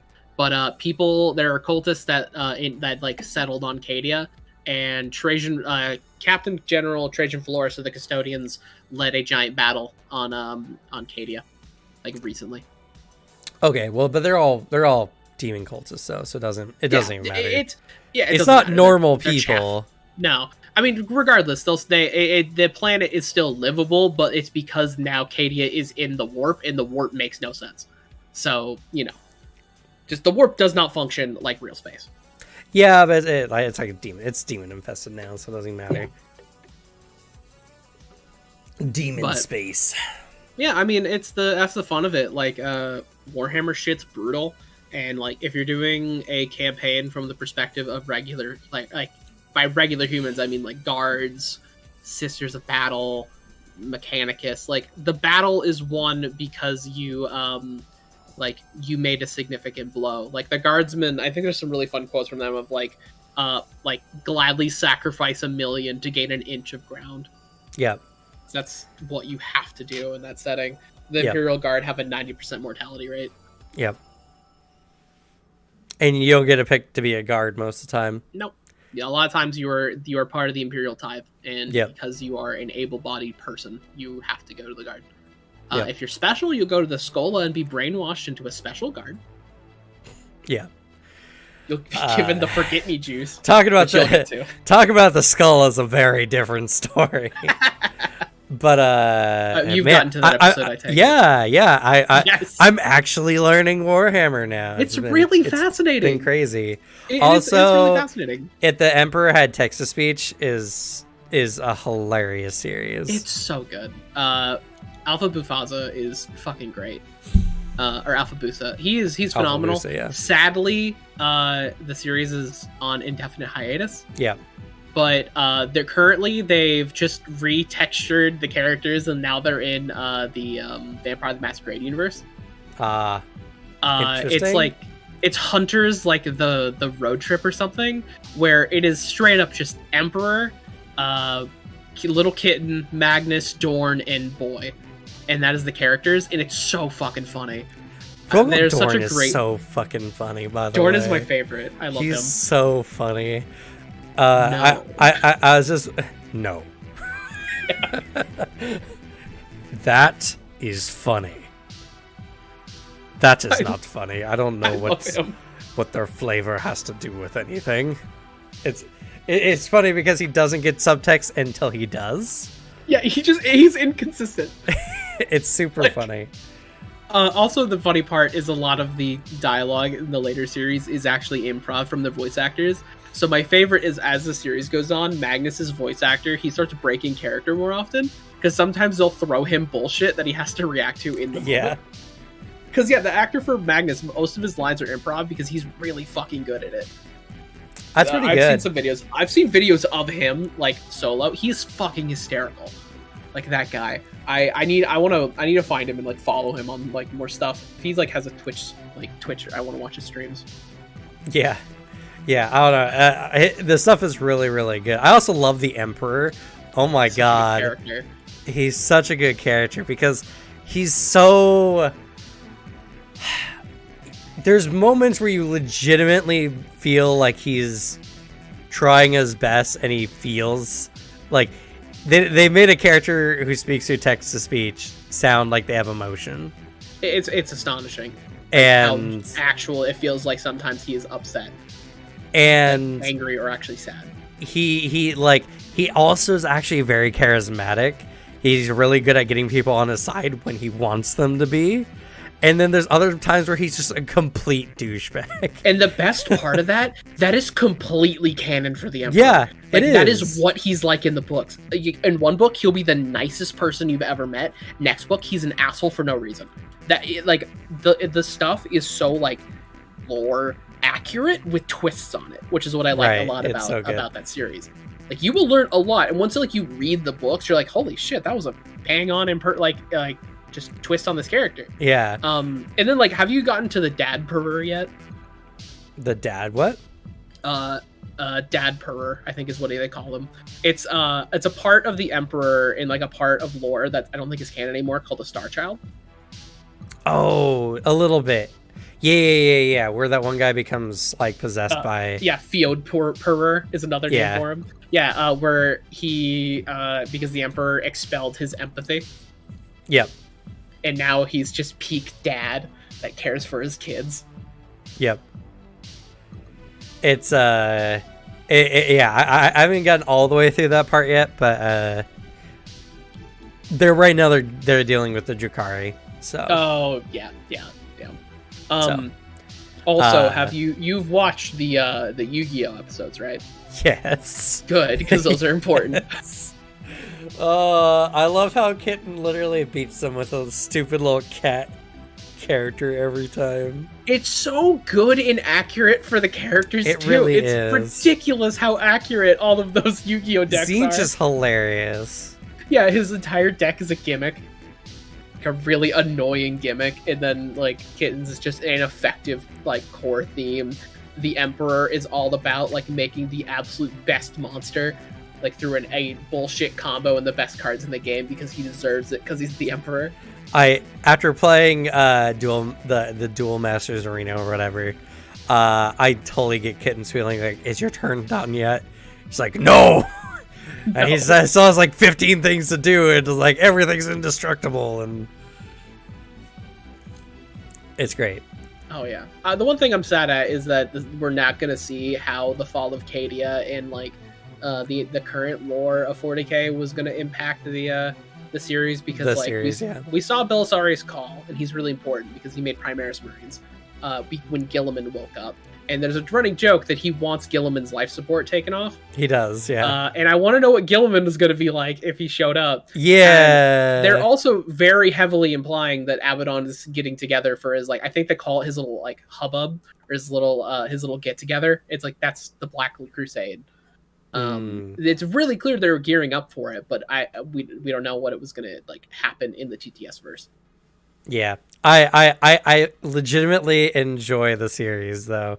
I think it's great. Really fun.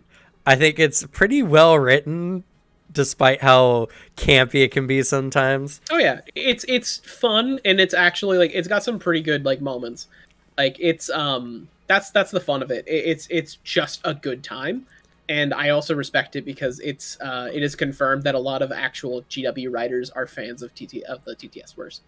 That's good. That's good. Aaron Dempsey Bowden, who is like really big because he wrote a book from the perspective of the Emperor, has mentioned like, oh yeah, I love TTS. He thought it was really funny. He liked their interpretation of the Emperor. That's good. Yeah. Again, they made the Emperor really charismatic. Actually, it's crazy. I love it where Fyodor walks in and is like, and he's immediately like just basically sucking his dick for like 5 minutes. He's just like, you will be the new Emperor. I mean, how could you not be? You're me. It's so just funny. Completely messing with him, and but you have to defeat my devil son. But then also, actually, he's setting him up for what's happening later. Yeah, legit. It was his plan the whole time, and it's like he's like, I'll be open with you, but only when I can, and he is. And I mean, also, to be fair, he's very openly said, I will not hide secrets from you. However, I really want to see your face when everything comes together because I'm really proud of this. Mm-hmm. He's only keeping the secret because he thinks it'll be more fun. Yep. Fucking great. Also, you need to watch the podcast episodes if you haven't. Those also are canon. Of the TTS podcast they did. Oh, okay. They did 3. They did one on the White Scars Codex in like the book. They did one on the Last Church, and then they did one on the first Warhammer book ever written, which is just the writer's badly disguised fetish, the book. It's but they make So fun of much. it the entire time, and it's really fucking funny. And those are canon. Because you need to know who Boy is. Boy is a very important character for Dorn's character arc. Yeah. I've also been watching the Adeptus Ridiculous stuff and all that kind of stuff. So, They're great. like, I've been slowly absorbing information through osmosis, but a lot of it is just you just gotta learn by just diving in. Adeptus Ridiculous is genuinely one of the best ways to get into the series. Like that is It is. now the way I'd recommend people. It is like the first time, because I've told you many times, like getting into 40k is like impossible. You need to like just force your way through, like I did. And then Adeptus Ridiculous came out. Now, anytime anyone's interested, I just tell them like watch Adeptus Ridiculous, or watch the 2 episodes Bricky made of every single 40k faction, because he does a great introduction. Like just of this is all of the core like players in 40k. Like this is what they all are like. Here's a brief overview of their vibe and like style. Though that's the best way to get into it, and it's because Bricky, like Bricky, Shy, and DK have made like the absolute best like way to get into it through like all their respective works. Yeah, which it's really good. I would recommend that as well, and also don't watch If the Emperor Had Text-to-Speech until you watch at least some Adeptus Ridiculous and get an understanding of the universe. Get an understanding of the core like rules of the universe, and then get into it. It is way funnier once you understand. It's way funnier when you know, like, when you know how a faction works, like you're like, this is really funny. Yeah, well, and you know, like the characters, like Big E. Big E is one of the most fascinating characters in the entire lore of the series, despite not being a very like openly written about character. No, he's used as like a set piece for a lot of stuff. He's used as like, you know, this is, you know, the Emperor of Man, this is what he built, all that kind of stuff. Book where he is the main character, and that's it. And then the rest he's like mentioned. Yeah, I mean, there's moments where he's like in the scene and talking to people, and there's like that whole part where he's getting rid of the last church on Earth. Oh, that's a great book, by the way. Yeah. Like, actually, I highly recommend reading The Last Church if you can, because The Last Church is so good, because it's a genuinely interesting conversation about religion and what merit it has in someone's life. It is a great view of it. And also it immediately like tells you, if you have any semblance of like critical thinking and like media literacy, like reading it and being like, oh, the Emperor is a fucking hypocritic asshole. Yeah, he's damn critical. He's a fucking asshole. Like everyone in 40k. But yeah, Emperor is such a fascinating character, and to the point where If the Emperor Had Text-to-Speech seems almost like legitimately what would happen if the Emperor was in the situation where he was, where he can't get up and do stuff like he like he would like. He's kind of stuck in the situation. He's also kind of insane because his soul has been split up and spread over the universe. And he's also like perpetually in pain. There's also a really fun fan theory that TTS is the reason 40k finally advanced their lore. Some of the shit they've done like was before it was canon in the universe, and then like something very similar happens and it's like, oh, okay. Or like the height of TTS when it started getting like really popular is when they started actually advancing their shit and like retconning stuff. Yeah. I mean, it's not confirmed, but it's like that was around the same time a lot of the 40k writers said they were fans of the series. True. And then the lore started actually advancing. Well, and that's because TTS like has a really good narrative, which is the regathering of the Primarchs. it would be very thematic, you know, like if it was actually done that way. It would be better than the first time that the Emperor went on his crusade to go get all the Primarchs. And, you know, it also shows the Emperor in a much more vulnerable position than he was the first time. Yeah. Also, another thing is, if any of you are interested, they actually have a live play series they did in the TTS verse. Alpha Busa isn't in it, but he helped write the narrative, like the campaign. It takes place in the universe, and it takes place off of the Friendship Barge from the Bro Trip series. The Bro Trip series. Yeah, where it is a rule that before you start on an adventure, you have to have the friendship hug from your commanding officer. Like, you have to have a big group hug before you go on your adventure. And then they go down to just Hobbiton. To Hobbiton. Essentially, it's just Hobbiton. I just I didn't watch it. I wasn't super interested in it, but I did just finish with the episode of where they're playing D&D. Oh yeah, they're playing the fantasy. I think it's 2nd edition fantasy. Actually, it's something. It's like something fantasy. They actually have a fantasy like tabletop system. I have the PDF for it. I got it in the Humble Bundle. It seems interesting. I have to actually read through it to see if it's something like... It has like a job system, like kind of tabletop. There's a lot of classes, but I'm pretty sure they're playing the fantasy roleplay. Like Rogo's also super funny in this one as well. Because his character's name sounds like a legit name, but it's actually just an anagram for Rogol Doran's son. Sounds like him. And he's playing a squats, even though they're dwarves. He's like, no, they're squats. You don't have to make up silly names for them. It's so good. It's a great joke.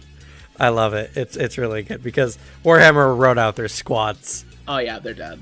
They're gone. They might come back. There are 2 canon squat characters that still exist in 40k canon, and they are both Necromunda characters. They live on the hive world of Necromunda. It's a game I've yet to play.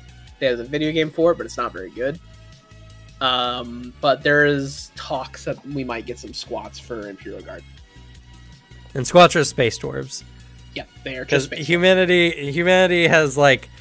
There's so many humans at this point that weird genetic aberrations come up, and so now they have all kinds of like weird fantasy like races. Ratlings are just hobbits. Yeah, ratlings are just hobbit people. Ogres and ogre people. Are like, yeah, ogres are troll or orcs. And, a lot of it was just dwarves. Like, let's put this fantasy race like in space. Yep. And then they actually had interesting lore like later. I mean, like the Necron lore was only happened recently, like the new stuff. The shit they mentioned for Necron lore in TTS is not true anymore. Oh, it's been like retconned and fixed. Yeah, for the better, in my opinion. That's fair. To be fair, it's also just a parody series, so it's like what.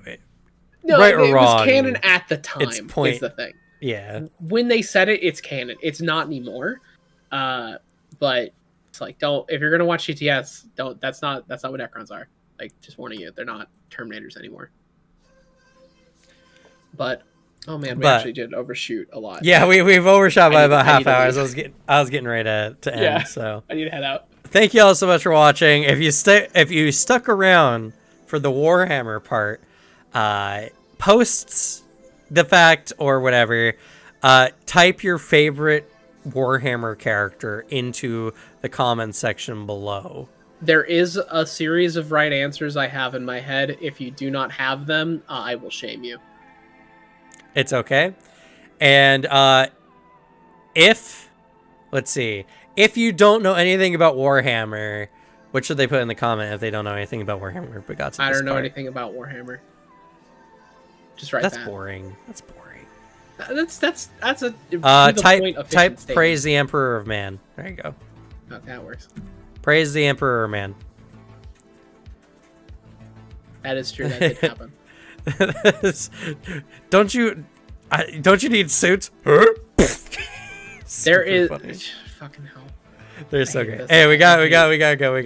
I'm gonna get angry. What, you don't like the power of imagination? Oh no, No, Devin. I'm gonna get mad at that. There's only Yeah. one cool Ultramarine, and he's like he's like barely canon. It's super good. But anyway, type that in the chat below, as well as, like, subscribe on your platform of choice. We stream every Thursday.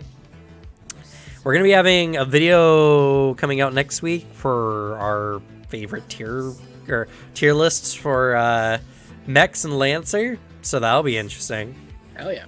We gotta figure the details on that one.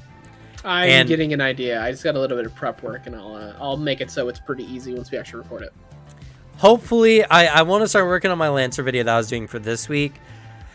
Light bulb went out, so I have no lighting, so my lighting is garbage right now.